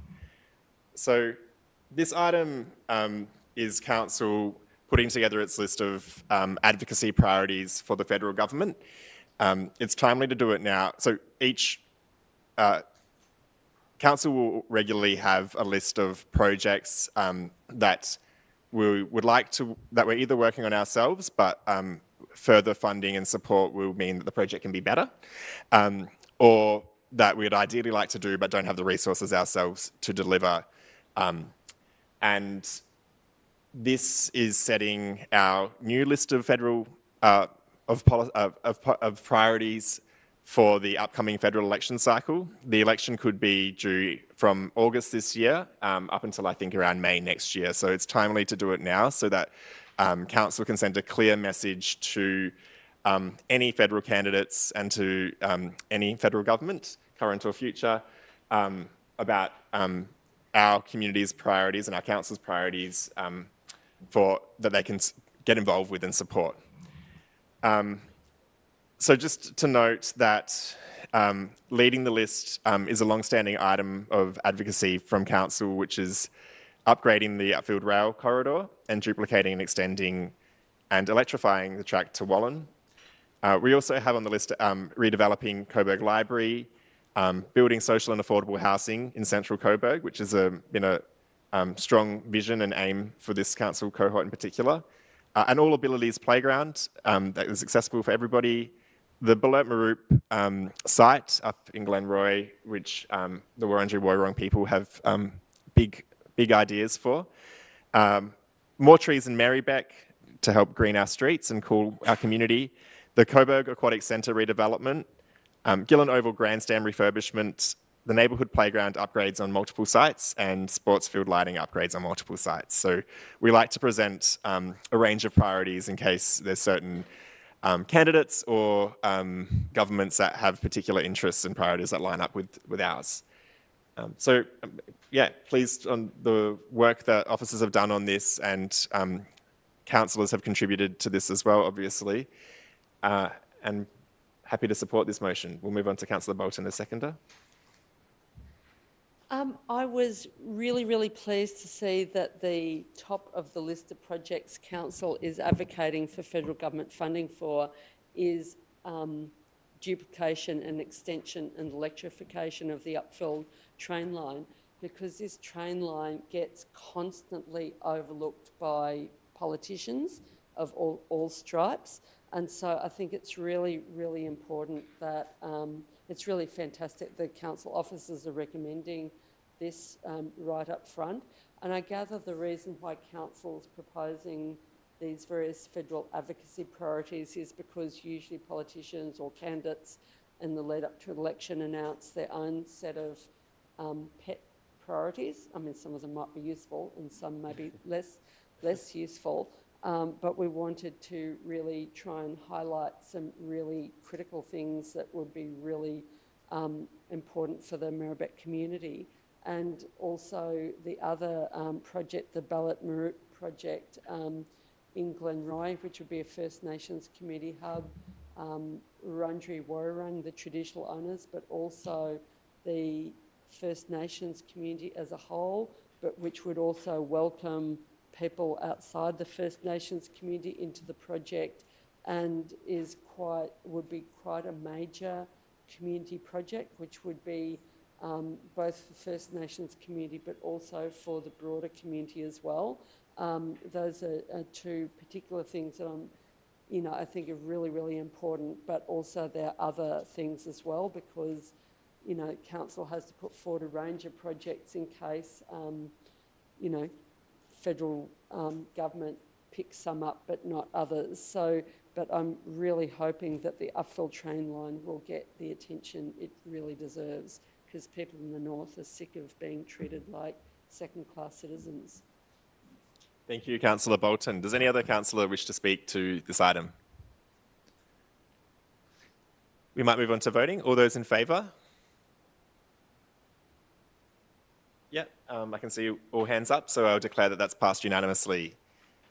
Thank you, councillors. Moving on to item 7.6, proposed councillor contact with lobbyists, developers and submitters policy. Does any councillor have a conflict of interest on this that they wish to disclose? Move on to if anyone has a motion. Councillor Panopoulos. Thanks, Mayor. I'd like to actually move a deferral on this item. So I'll just make sure that the wording's up. Anyway, well, if I've got a seconder for that, I'll just explain why. Yes, maybe let's just explain it's up there now if you want to read it. Oh, great. So it's to defer this policy until the April council meeting to allow for further review of provisions and possible refinements. Councillor Riley's got his hand up. Councillor Riley, do you wish to second? Okay, yeah. Yes. So... I'll just speak to it? Yep. Great, thanks. So yes, I'd like to, I know this has been there's been a bit of time that's already gone into this piece of work, but I would like to move a deferral option because I think that there are still some bits that are potentially contradictory and we just need to flesh out a bit better. So, I think the intention behind regulating how councillors interact with developers and lobbyists is something that, especially on planning matters, is a good thing. But there are some bits that I think need to be refined when it comes to how submitters deal with councillors. And, I know that integrity in our planning matters is incredibly important for all of us. And so that's why I think it's important for us to take our time to get this sort of policy right, and in a way that adequately manages like the perceptions and the occurrences of conflicts of interest and undue influence in our decision making. So, I think that's why it's important that we defer this until the April council meeting, so that we can just properly think through how to deal with the submitters part of this policy. And so, I hope that all councillors can support this deferral motion to allow us to take the time to get such an important thing right. Thanks. Thank you, Councillor Panopoulos. Councillor Riley, do you wish to speak to the deferral motion? No, I'll reserve the right, thanks. Okay. Do we have anyone wishing to speak against the deferral motion? No? Okay. Well, we might move on to vote on that motion to defer until the April. Can I make some comments? Debate is only limited to Okay, deferral. then I'll vote against the deferral then. Okay, sure. So you were speaking against the deferral motion? Yeah. And I'm speaking against the deferral because I think therefore I changed my position to speaking against because don't want to defer it. I'm happy to vote on it now and then vote against it in its entirety. So basically I think, the policy started off really well. I think Councillor Riley first brought this to council as a way to try to improve the transparency between councillors, interactions between councillors and developers, which I fully support. But this policy has morphed into something completely different. It's morphed into a totally different beast. It completely flips the way that representative democracy is supposed to operate on its head. So the way that it's supposed to work is that residents elect us councillors to directly act in their interests, and it's the role of council administrators to implement those decisions of councillors as influenced by the community. This policy flips that relationship on its head by trying to eliminate the ability of constituents to influence the decisions of their elected representatives over planning decisions. And the main way it does this is by lumping developers, lobbyists and residents submitters who are residents under the definition into the same bucket. It repeatedly talks about these three stakeholders or interest groups as if they're the same thing when they're completely different, implying that none of these stakeholders should have an influence over over planning decisions or that should be significantly curtailed. And I think this is completely wrong. Councils act in the interests of their residents, and it's the interests of property developers and corporate interests that we're supposed to be limiting or placing severe restrictions over. And I think it's just worth having a look at some of the clauses that are included in here. 4.1.1, at all times, councillors are expected to abstain from the following: interacting with lobbyists, again, they're all in the same bucket, lobbyists, developers and submitters when they possess a direct or indirect conflict of interest related to an issue. I mean, so first of all, what does it mean for a submitter or a resident to have a conflict of interest over a development to which they're opposed? Of course, residents have interests, which are often they're often opposing Councillor certain Conlon, developments. you would normally can focus on whether it should be deferred or not, because the substantive debate could happen when the motion's properly before council at the future council Well, meeting. I guess the purpose of my comments is to help refine the so we help give direction to officers so that they can have time to refine, take into account my comments or the comments of councillors so that we can have So are you a speaking proper. in favour or against a deferral then? Well, I'm speaking against the policy. Yes, but debate needs to be on the deferral. And okay, can we stop my time? Because I'm speaking against the deferral because I want to vote for it now because I don't support deferring it. I want to vote against it now. Sure, okay. Yeah, yes. I think when the policy is before council, you can then participate in the substantive debate about the motion. So is there, well, hang on, but what's in the governance rules that dictates what you can talk about in the debate about your opposition to the deferral?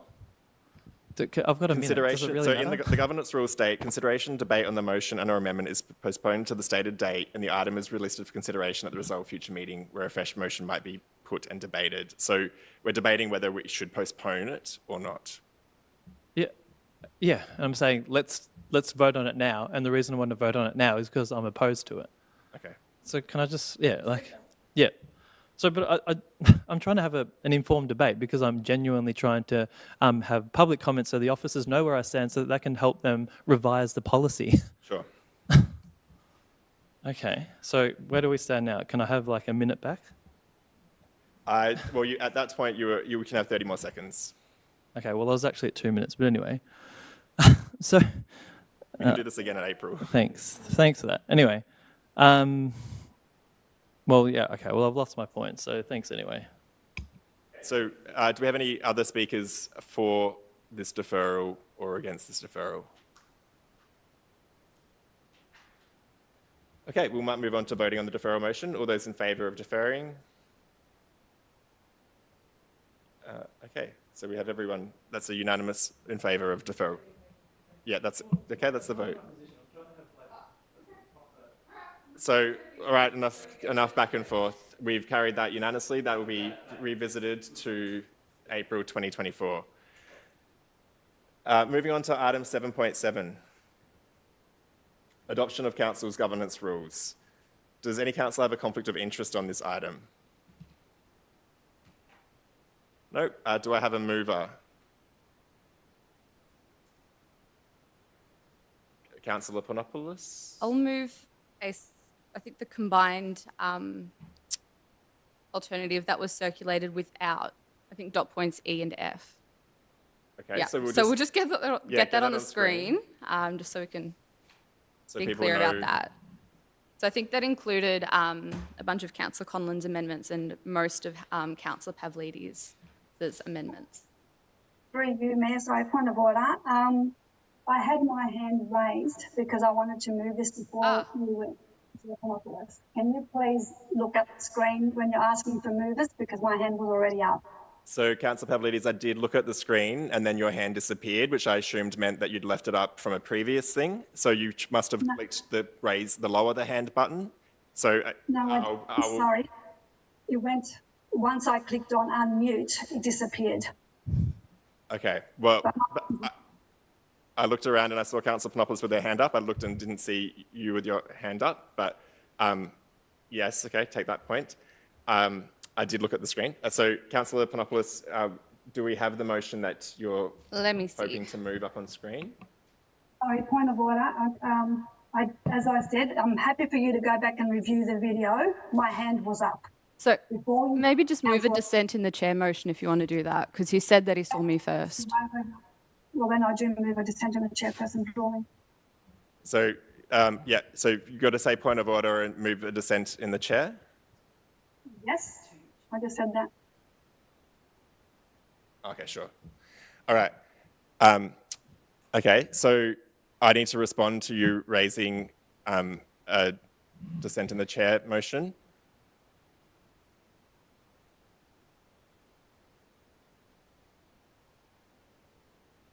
Oh, okay. Yeah, okay. Well, your point of order was that you wanted to move. I said that I saw Councillor Panopoulos' hand first. So my ruling is that I will continue to allow Councillor Panopoulos to be the mover of that motion. If you would like to now move a dissent in the chair, you can. Yes, I'll repeat that. I do want to move a dissent in the chairperson drawing. Great. Do we have a seconder for that motion?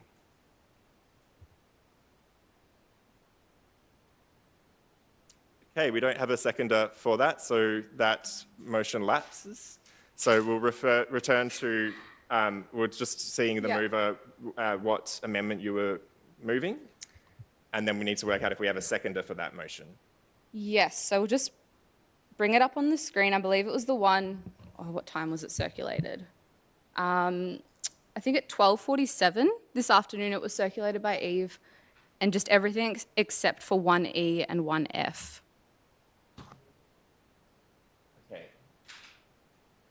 we just So zoom maybe out just a bit? read out 1E and 1F that you aren't going to include then? Yeah. Or if we can get that 1E and F. Sorry, just give me a second to bring it up. 1E was around 3.9.142, around notices of motion and the proposed amendment to have it be signed by at least 3 councillors. I'm not moving that. And also F, regarding retaining the existing section 3.9.154 around notices of rescission. I'm not moving that either. Okay, sure. So do we have a seconder for Councillor Panopoulos' motion? 1F, so I'm not moving the thing that retains the current process for notices of rescission. Yeah. So what is already in the officer recommendation. Okay. Great, so we need a seconder for Councillor, so I've seen Councillor Pavlidis with her hand up. Do you have a point of order? You're on mute, Councillor. Just like to have an amendment to bring We this can't take an over. amendment because we haven't got a seconder for this motion yet, so O'Reilly's hand was up. yes. So, sorry. Councillor Carly Hannan's happy to second that motion. Great. So we'll have the mover and the seconder speak to that motion, and then we can consider amendments to that. So go ahead, Councillor Panopoulos. Yes. So I think it was, could someone circulate the 1247? Yeah, Eve's going to do that. Maybe just take away the E and F and bit. delete E and F Yeah, so we can. thanks. Yeah. Okay, thanks, councillors, for bearing with us on that process. So this is, I guess, just the next stage in this extremely lengthy and detailed governance rules review process. So this is going out for community consultation, and I do want to thank councillors and council officers for their work in providing the amendments for these governance rules. There have been times, I suppose, in recent months where we've realised that there are some gaps or some areas that could do with some clarifying to help us when we come up with some tricky procedural processes. So, I'm quite glad to see that most of them have indeed been addressed here. And I think that, with the number of workshops that we've had on this process, and this has been, I think, a deep consultation between council officers and councillors. So, I think that this is a good way to proceed with the governance rules review. And I want to also thank Councillor Pavlidis and Councillor Conlon for their proposals that are included in this combined alternative motion. Yep. Thank you, Councillor Panopoulos. Councillor Carly Hannan as seconder. Yeah, perfect. So I think that there's been a lot of great work in this to really try and clean up our governance rules and just make sure that we are conducting ourselves in the best way possible.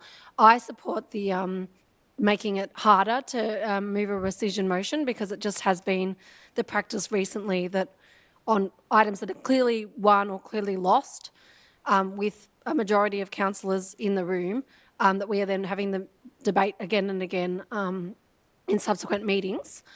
In my opinion as well, I would happily see even tighter rules on things like notice of motions and stuff, but I'm happy where this is standing at the moment. So, yeah. Thank you, Councillor Carly Hannan. Do we have any other council that wish to, or do we have any councillors that wish to speak against this motion? Do we have councillors that wish to speak for this motion? I would, if I understood. Sorry, go Councillor Conlon. I still don't understand if F is being removed, so which is to retain the existing notice of rescission process. Where is it written? What new process are we proposing? Because it isn't in the Yvonne. Is it in Yvonne's email? Yeah, sorry, that's a good question of clarification. I think that's because that was the proposed amendment circulated. So it would revert back to what's in the draft governance rules, but maybe we'll just go to Yvonne Callahan to describe what's in there at the moment. Yeah. Thank you, councillors. As part of the appendix and the draft governance rules at the moment, we have a proposal that's track changed in that document that talks about notices of rescission requiring 3 signatures. What F was proposing to do was to remove what's currently drafted and retain the existing provisions that don't require signatures or 3 signatures from councils as per the current adopted governance rules. Yeah, so we would vote to have that 3 councillor sign on. Yes. Okay, so yeah, so we've cleared that up. Does any other councillor wish to debate this motion?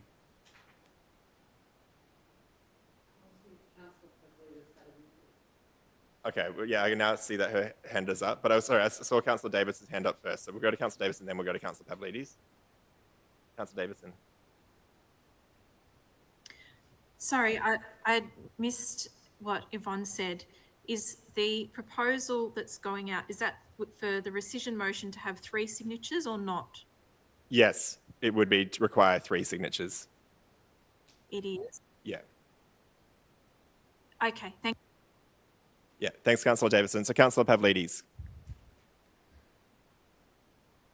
Yes, I want to move the amendment to reinstate E&F, please. Okay, so I need a seconder for that. Before I speak to E and F? both E and F? Yeah. Okay, so the proposal then is to include E and F that was circulated. It's the one that's in the email councillors just received. They've got the strike through. Sorry, Councillor Bolton. Not acceptable to me. Can I just clarify to make sure that councillors are understanding what the amendment means? If the amendment was carried and then the substantive motion was carried as amended, it would mean a non would require 3 signatures and a rescission motion would require 1.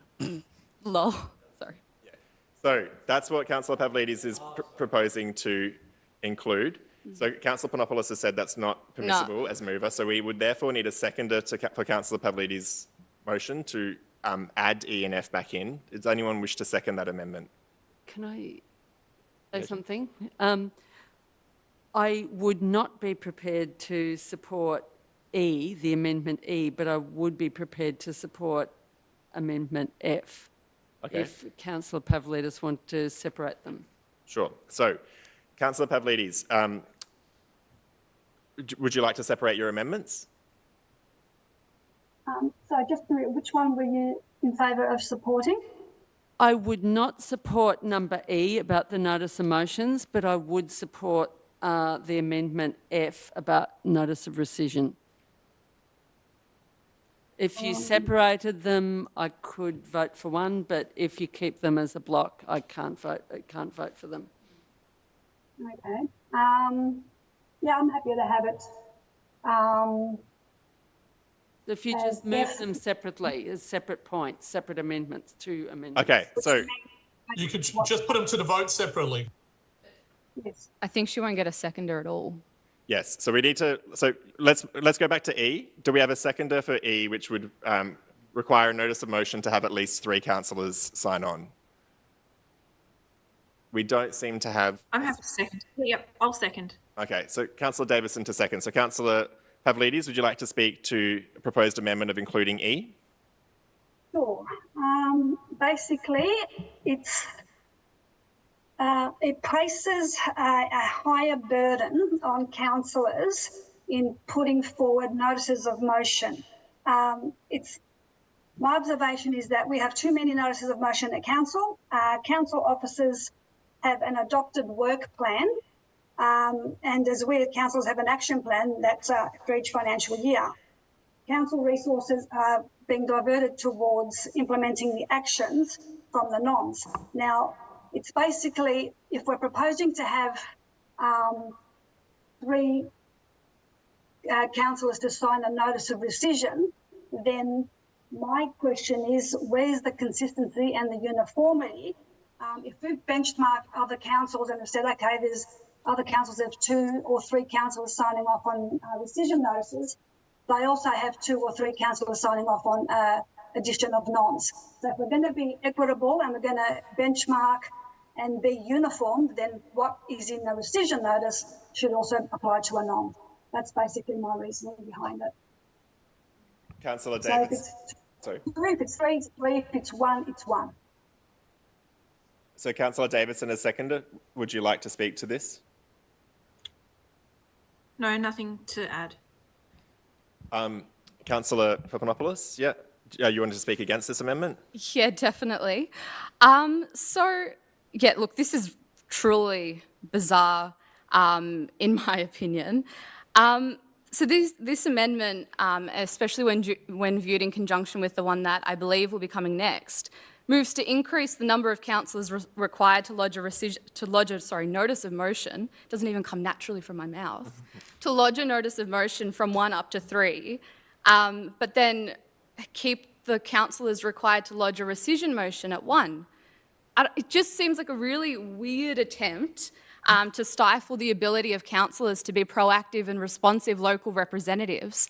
You know, we're democratically elected to represent our community, and that's fundamentally like what we're here to do. We're here to do things to contribute in the budget process, in the council plan process, and to submit notices of motion when we notice that there's an area that can't be accommodated within regular council officers' work plans. This is really quite a bizarre move to what looks like a attempt to stifle the democratic rights of councillors. Even if it were deemed that we were being flooded with frivolous notices of motion, which I'm not convinced that we are, and if it were deemed that our processes were being abused, then the number of 3 councillors needed to bring on a notice of motion being 3, it's a bit of an overreach, especially when you consider the fact that you only need a mover and a seconder to actually get a motion on the agenda in the first place. So, yeah, this is just really, truly odd. But then, we can't look at this without looking at the next proposed amendment regarding the rescission motion. And it is inherent that there should be a higher threshold to be met for rescission motions, because that is one councillor's attempt, as it currently stands, to undermine or subvert the democratic decision of a majority of council.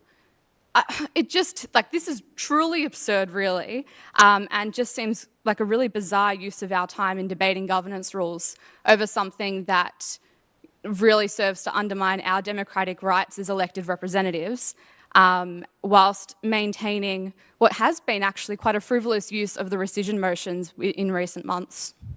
So, yeah, I'm urging councillors to vote against this. Thank you, Councillor Panopoulos. Does any other councillor wish to speak to this amendment? Councillor Bolton.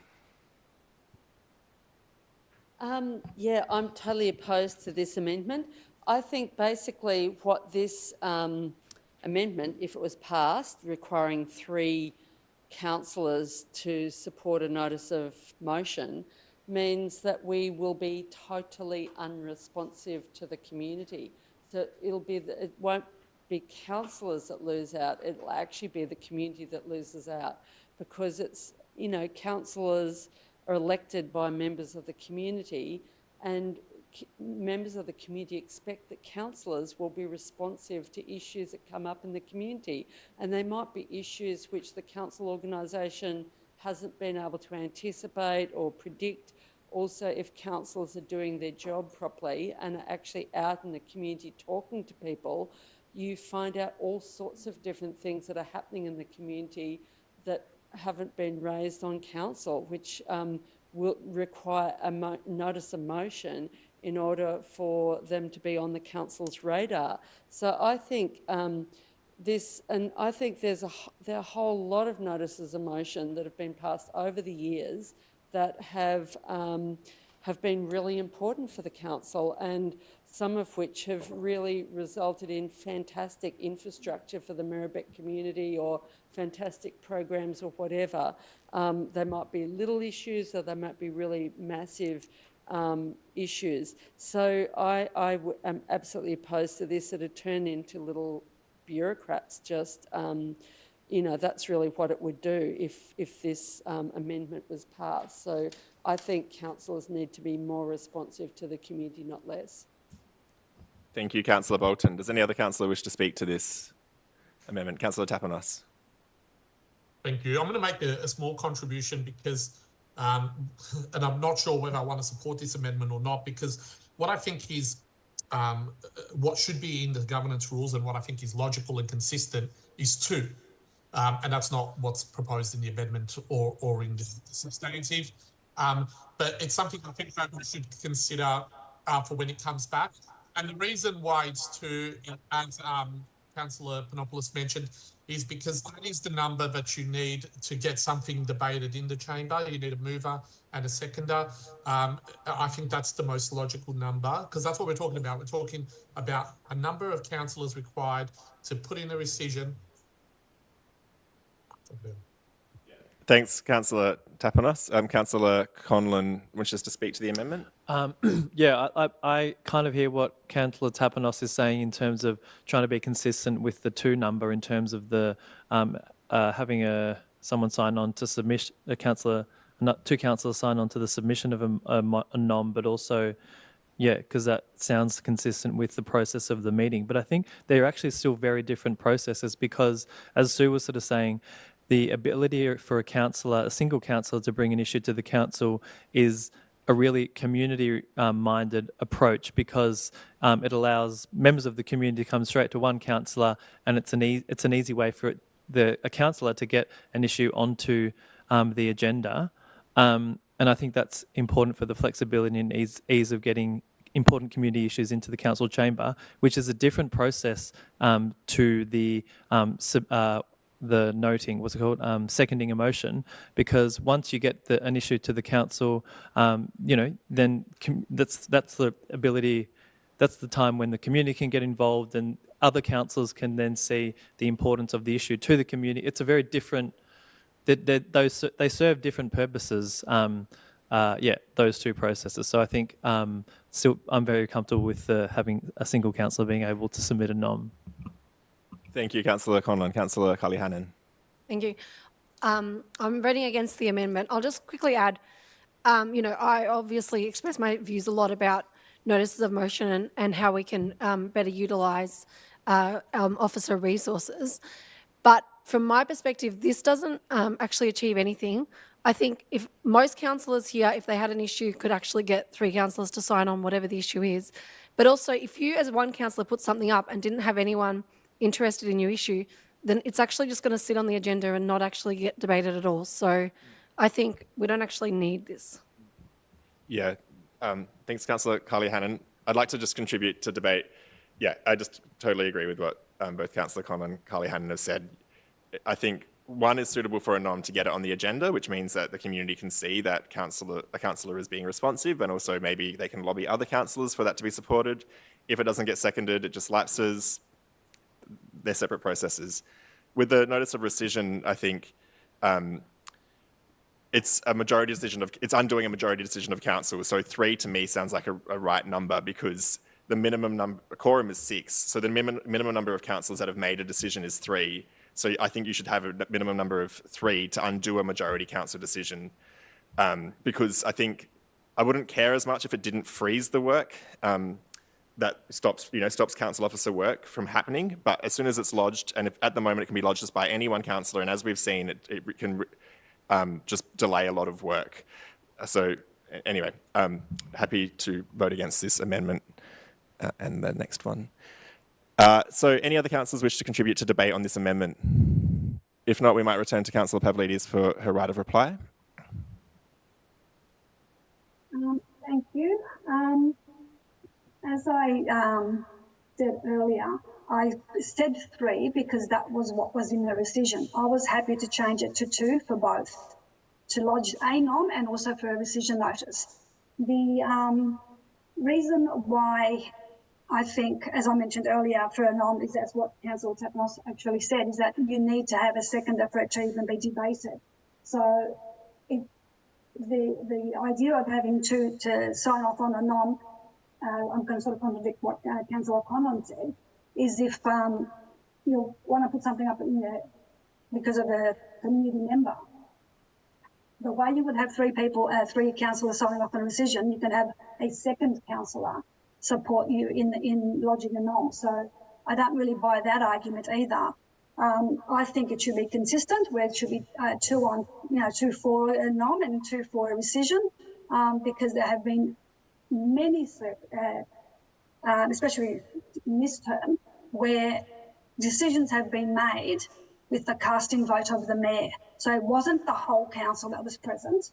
It's on the decision of the casting vote of the mayor. So in those situations, when you're talking about having everybody having the ability to say something and there are close decisions, it's best to have everybody have a say, not just the chair having 2 votes.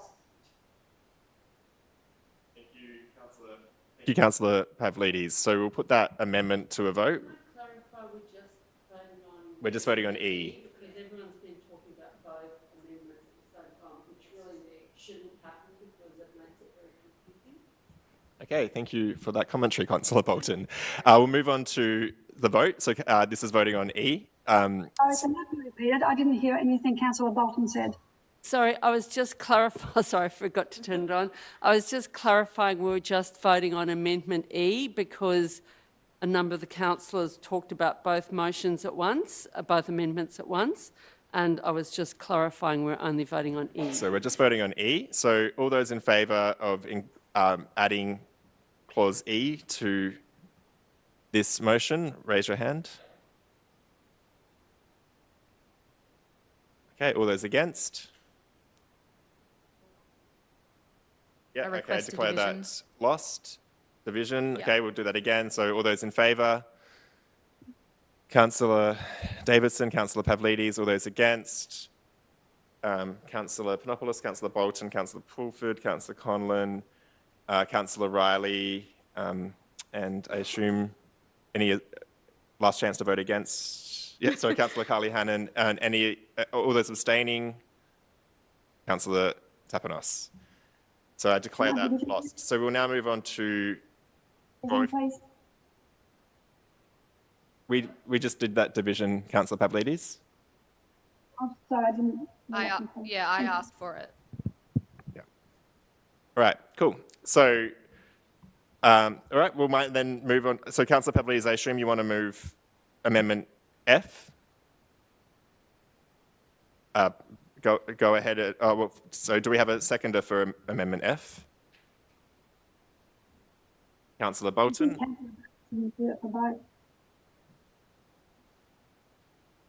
Councillor Pavlidis, it's very confusing when you keep chiming in like that. So I've got Councillor Pavlidis to move, including clause F as an amendment. Councillor Bolton's to second that. So we'll go to Councillor Pavlidis to speak to that amendment. I think I spoke to it for both earlier, so I'm not going to repeat what I've just said. I'm happy with the status quo as it remains currently.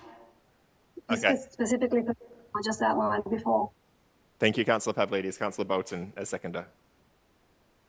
Yeah, I can absolutely understand councillors feeling upset, and also even staff as well, in terms of rescission motions, disrupting work plans and all the rest of it. And, you know, I mean, it is true that rescission motions can be used mischievously when you only need one person.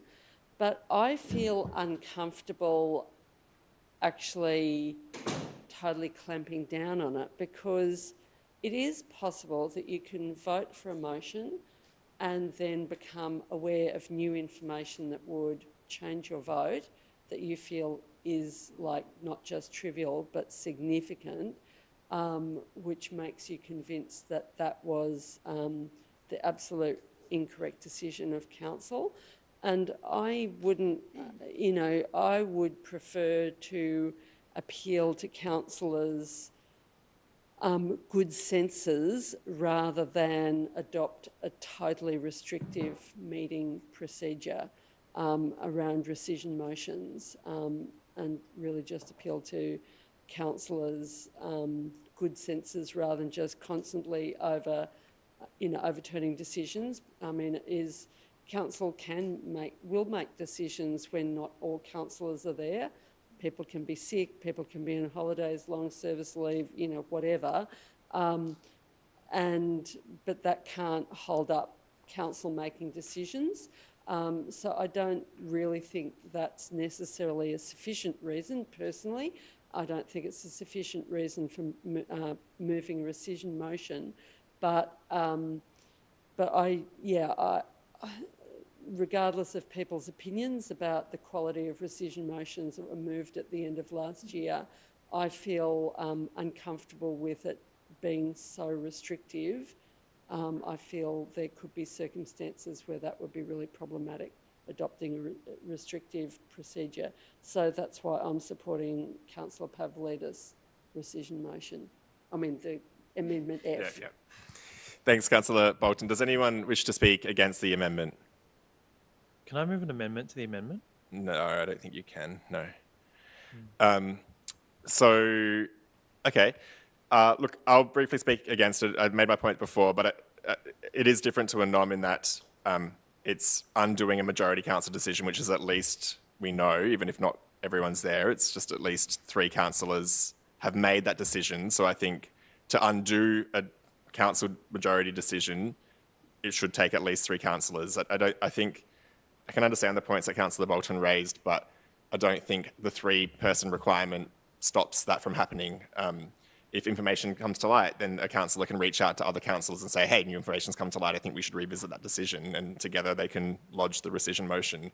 But I think we have seen recently 3 particular rescission motions lodged that have delayed the work of council, and I think, I think particularly one which is kind of trivial, and that's because one councillor can just put that forward by themselves. So I'm not going to die in a ditch over it, but I think there is a risk that, although I'd like to kind of trust the better angels amongst us, that not every councillor uses it like that. I'm voting against this. Anyone else that wish to debate this amendment? Councillor Conlon. I won't support. Yeah, I won't vote for the one, but I would. I'm flagging that I'd be interested in moving an amendment for 2 councillors for this, and I can speak to that if I had a seconder. This amendment first, and if you're foreshadowing a different amendment. Before we go to Councillor Pavlidis' right of reply, I'll just see if any other councillor wishes to contribute to debate. Wait. No, I can't. You've just kind of contributed to debate, so we'll leave that there, and then we'll vote on this amendment and then see what happens then. So, sorry, Councillor Pavlidis, do you have a right of reply?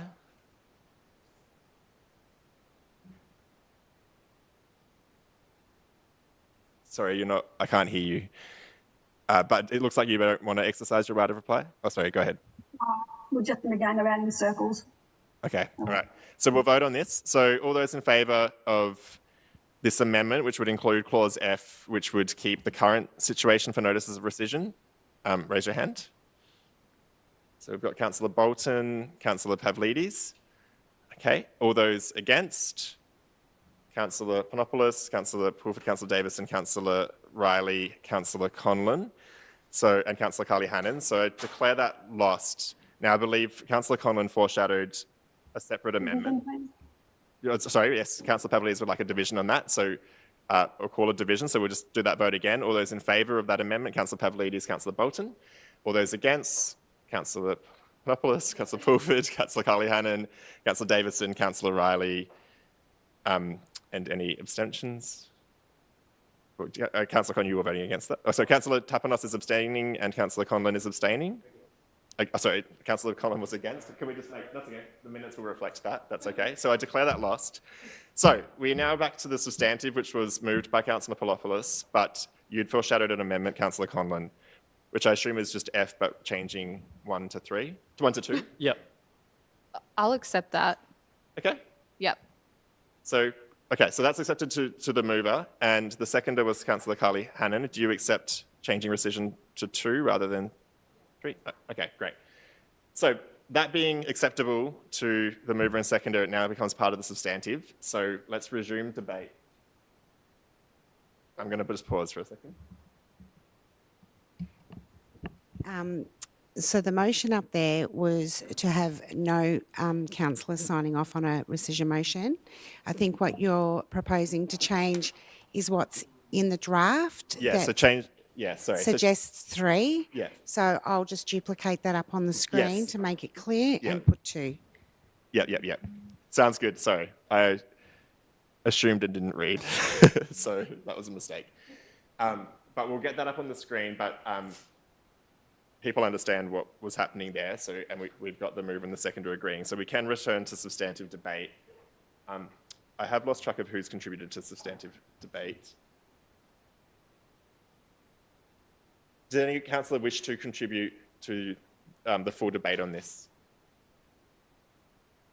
Yeah, okay. Okay, Councillor Pavlidis, go ahead. You can speak to the substantive issue. To the debate, it's just that we're not seeing anything that goes up on screen. Oh, okay. I haven't seen yeah, thank you. Yeah, we'll see if we can make... Yeah, so thanks for letting us know that, Councillor Pavlidis. I might just read that out once it's been written, just so that if, in case it takes a bit of lag, the councillors online and people online at home can read it. And we'll just give officers a second. They're madly typing. So,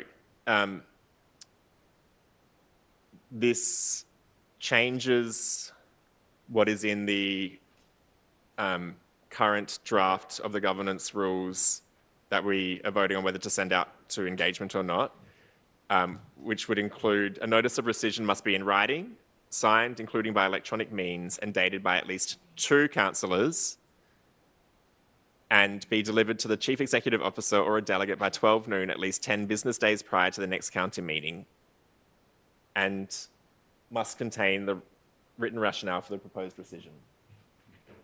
Is that correct? Yeah. Great.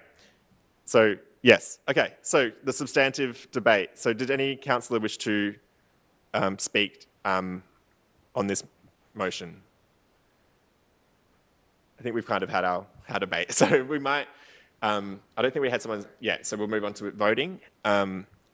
So, all those in favour of this? Yeah, yep. So, okay, I think that's unanimous. Great. Thanks, councillors. We got through that one. Moving on to item 7.8. Financial management report for the period ended. I expect much debate on this. Do we have a mover for the financial management report for the period ended 31st December 2023?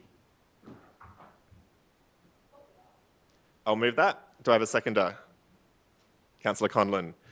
So this is just one of our regular financial reporting systems, so councillors can, so the public can be across what we're doing, and it outlines some of the variances from what we expected to what's actually in reality. Would the seconder like to speak? No. Any other councillors wish to contribute to debate?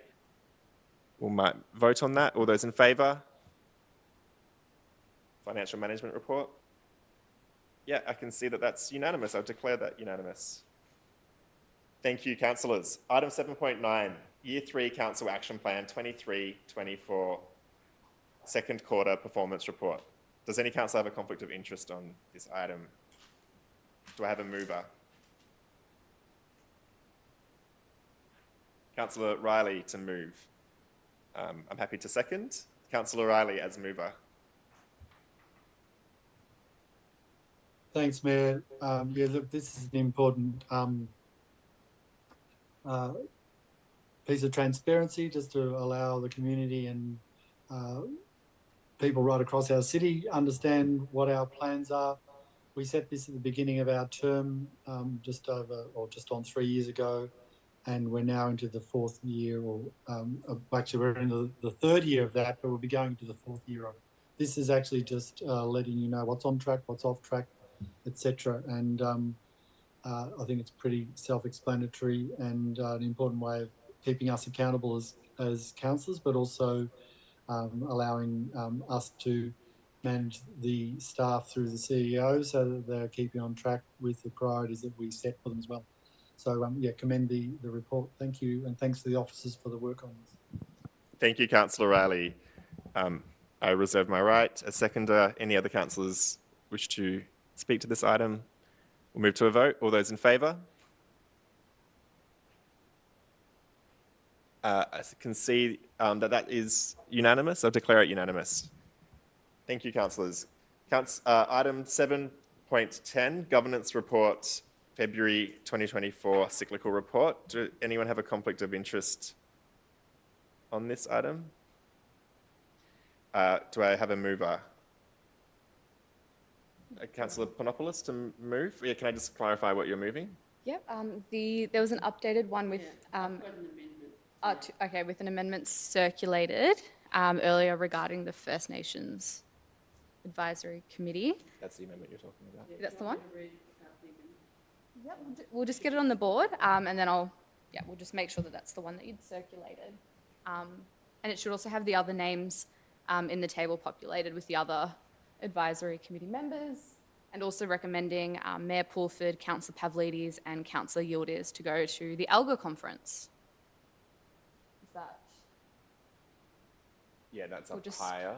So I think we'll just scroll down to make sure that so Sue's amendment's we on need to there. make sure that the First Nations Yeah. Advisory Committee is removed with the reason. No. Yeah, 0.9, sorry. And I believe that was deferred until March or March council meeting. Great.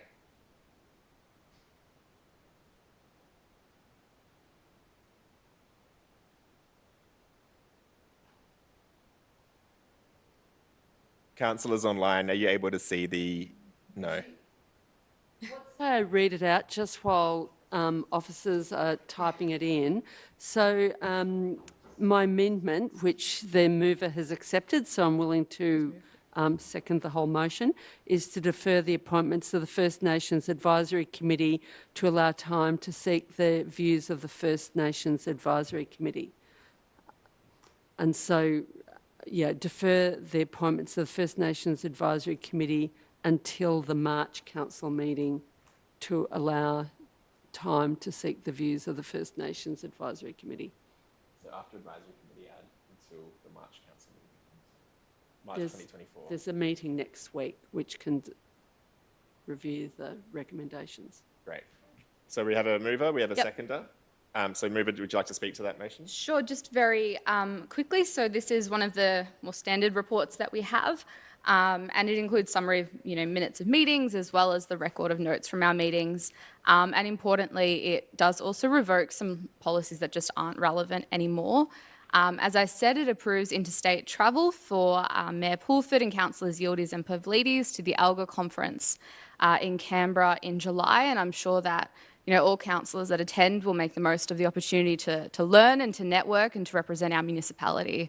And I'm sure that Councillor Yildiz will also be pleased to hear of this and his appointments to the relevant portfolios as contained later on in the item. So, of course, this also approves enrolling Councillor Davidson in the AICD course, which I believe a couple of other councillors have done as well, and, of course, takes into account the amendment regarding the First Nations Advisory Committee and appointing the rest of the community members to our committees.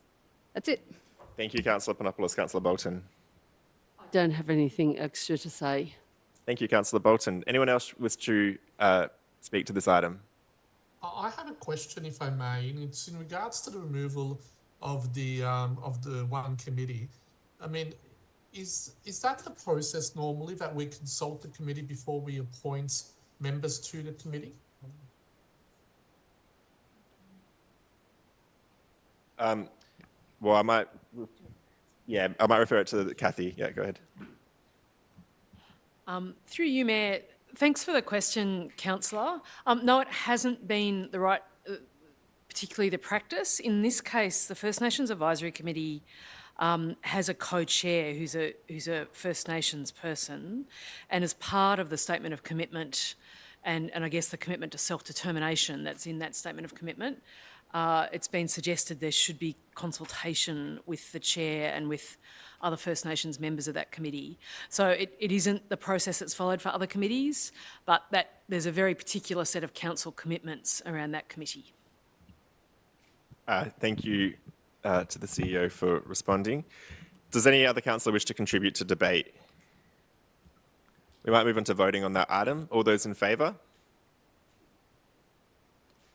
Yeah, I can see that's unanimous. Thank you. Councillors declare that carried unanimously. Item 7.11, Open Council Resolutions Report. Does any councillor have a conflict of interest on this item? Do I have a mover for, Councillor Conlon to move, and Councillor Pulford to second? It's okay, I'll do it. Councillor Conlon.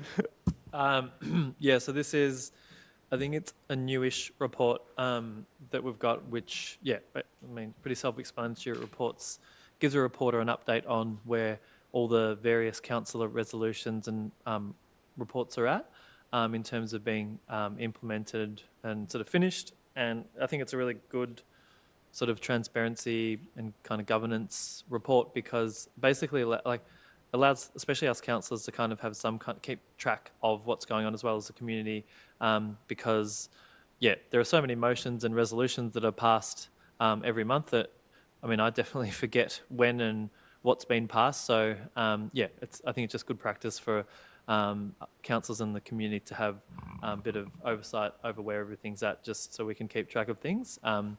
And yes, I did propose that we have the councillors' names next to them, but we've decided against that, and we might have a look at that process in a different format. So, personally, I would find that beneficial as a councillor, so I can keep track of my own motions and other motions of other councillors, because I think that's just a generally good way for me to keep on top of my work.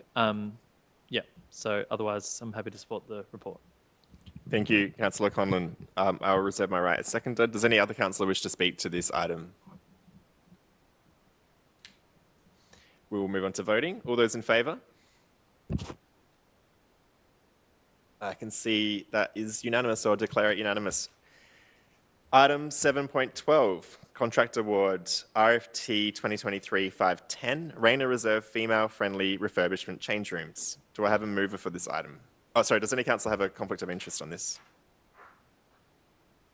Do I have a mover for this item? Councillor Carly Hannon, seconder Councillor Panopoulos, Councillor Carly Hannon. Great. Councillor Panopoulos? Much the same.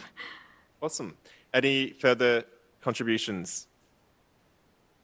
We'll move on to voting. All those in favour? I can see that that's unanimous. I'll declare it unanimous. It's many unanimous decisions this council meeting, which is good. Yeah, sorry. 7.13, Contract Award, RFT 2023-511, Parker Reserve Base Pool and South Pavilions refurbishments, female-friendly change rooms and accessible public toilet. Any councillor with a conflict of interest on this item? And do I have a mover? Councillor Carly Hannon, Councillor... I've got a question, actually. Okay, well, we'll just move on to the seconder. So Councillor Panopoulos second. So we'll have the mover and seconder to speak, and then we can take the question. Councillor Bolton? Yeah. So Yes, this Councillor is Bolton. about the question of public toilets.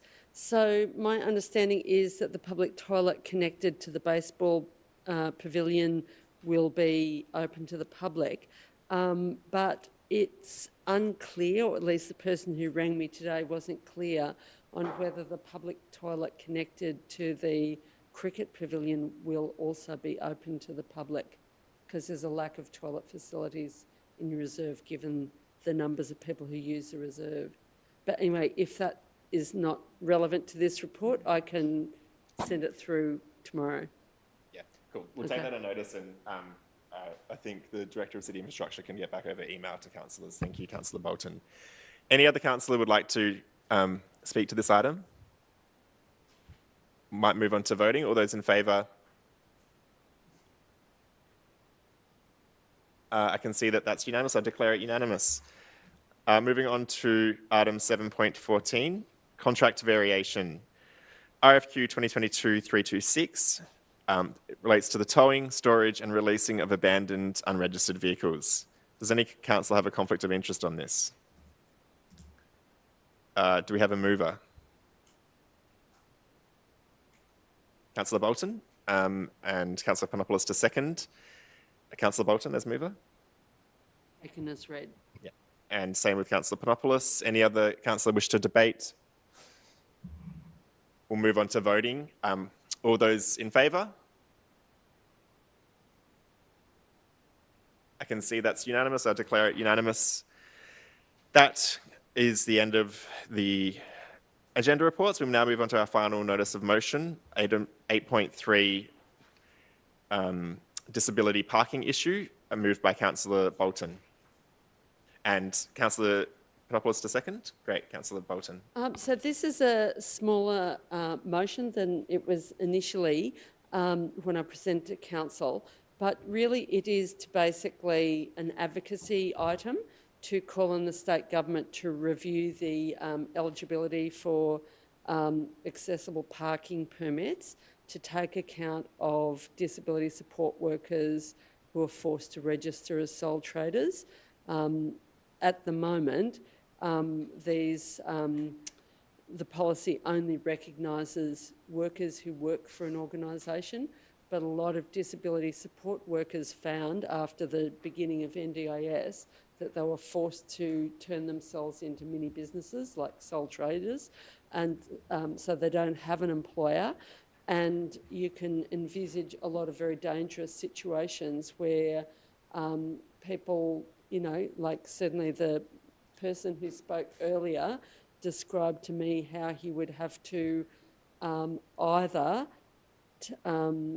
let someone out of his car and stand on the street, perhaps in a very vulnerable situation or frail or fragile situation, which could have disastrous consequences while he's sought a park elsewhere, or else that the person he was caring for would have to use their small amounts that they get out of the NDIS on accessible taxi fares, which are not that, you know, not often you have long waiting times to accessible taxis.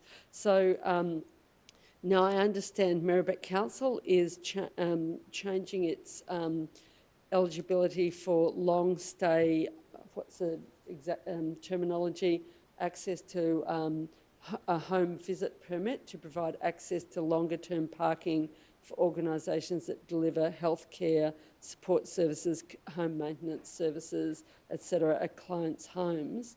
Now I understand that on the 1st of April that will be extended to sole traders, i.e. like the person who spoke earlier, who's a disability support worker.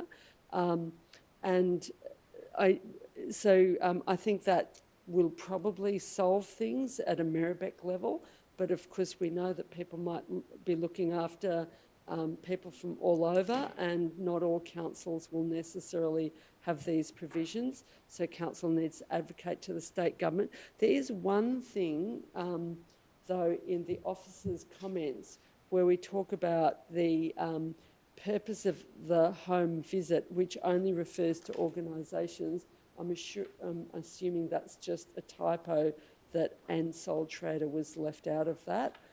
We're not voting on that. That's already the policy. But the words I was sent a few days ago was an organisation or sole trader.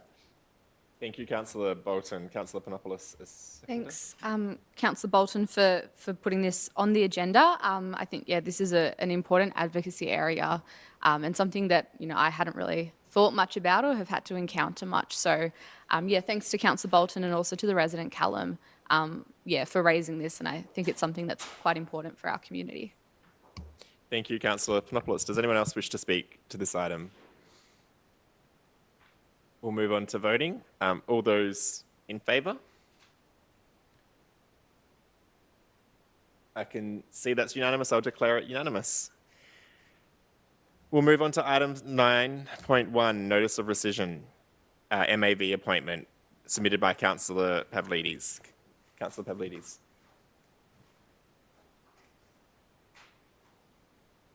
Yes, sorry. I've just, as I said, I've lodged the notice of rescission, mainly because of concerns I have of poor governance practices. Okay, do we have a seconder for the rescission motion? Councillor Davidson to second. So Councillor Pavlidis, would you like to speak to your rescission motion? Thank you.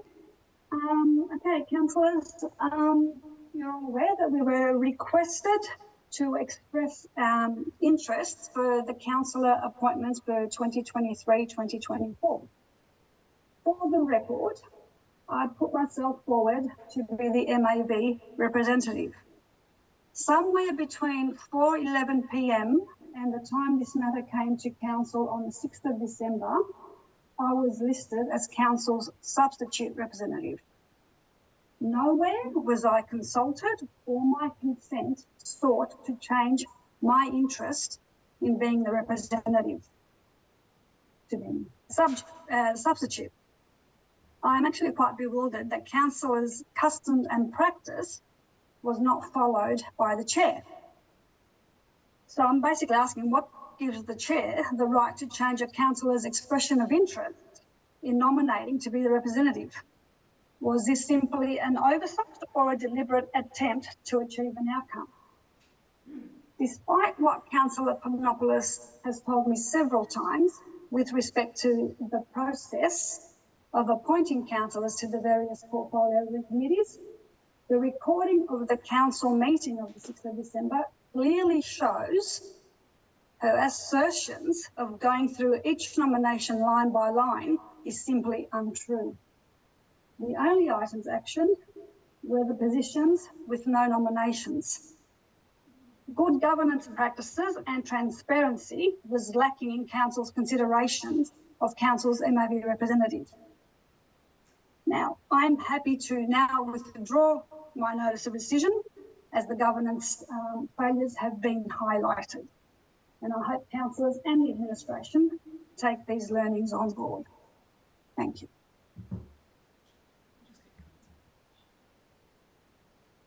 I'm just going to get governance advice about whether you can withdraw a notice of rescission after you've moved it and got it seconded.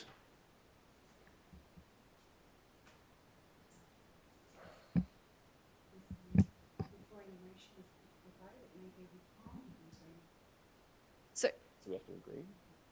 Okay, so we have to vote on whether... It's just by agreement. By agreement, okay.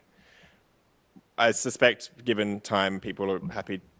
Sorry. can I just, though, like, on a point of Councillor order, Papadopoulos, yeah. and just for clarity, just to make sure that councillors aren't making assertions about people's, intentions or alluding to conspiracies when regarding to appointing or putting forward motions in council meetings. I think it's quite concerning to see that put forward in a public forum, especially when that's not backed up. But I'll acknowledge that the rescission motion has been withdrawn, and so I guess that'll be it for the evening on that item. Yeah, so I assume council's willing to agree to not pursue that any further. So we'll move on. Oh, well, actually, we now need to close the meeting to the public. I so move, Mr. Mayor. Sorry, we're just double checking about... As long as council has agreed for the motion to be withdrawn, the matter's withdrawn. Yeah, okay, cool. It's all good. We're just checking we've got that right. So yeah, so we're going to move this to close this meeting to the public. So thank you to our dedicated community members, John, Kenna and Nick. And Juliet, sorry.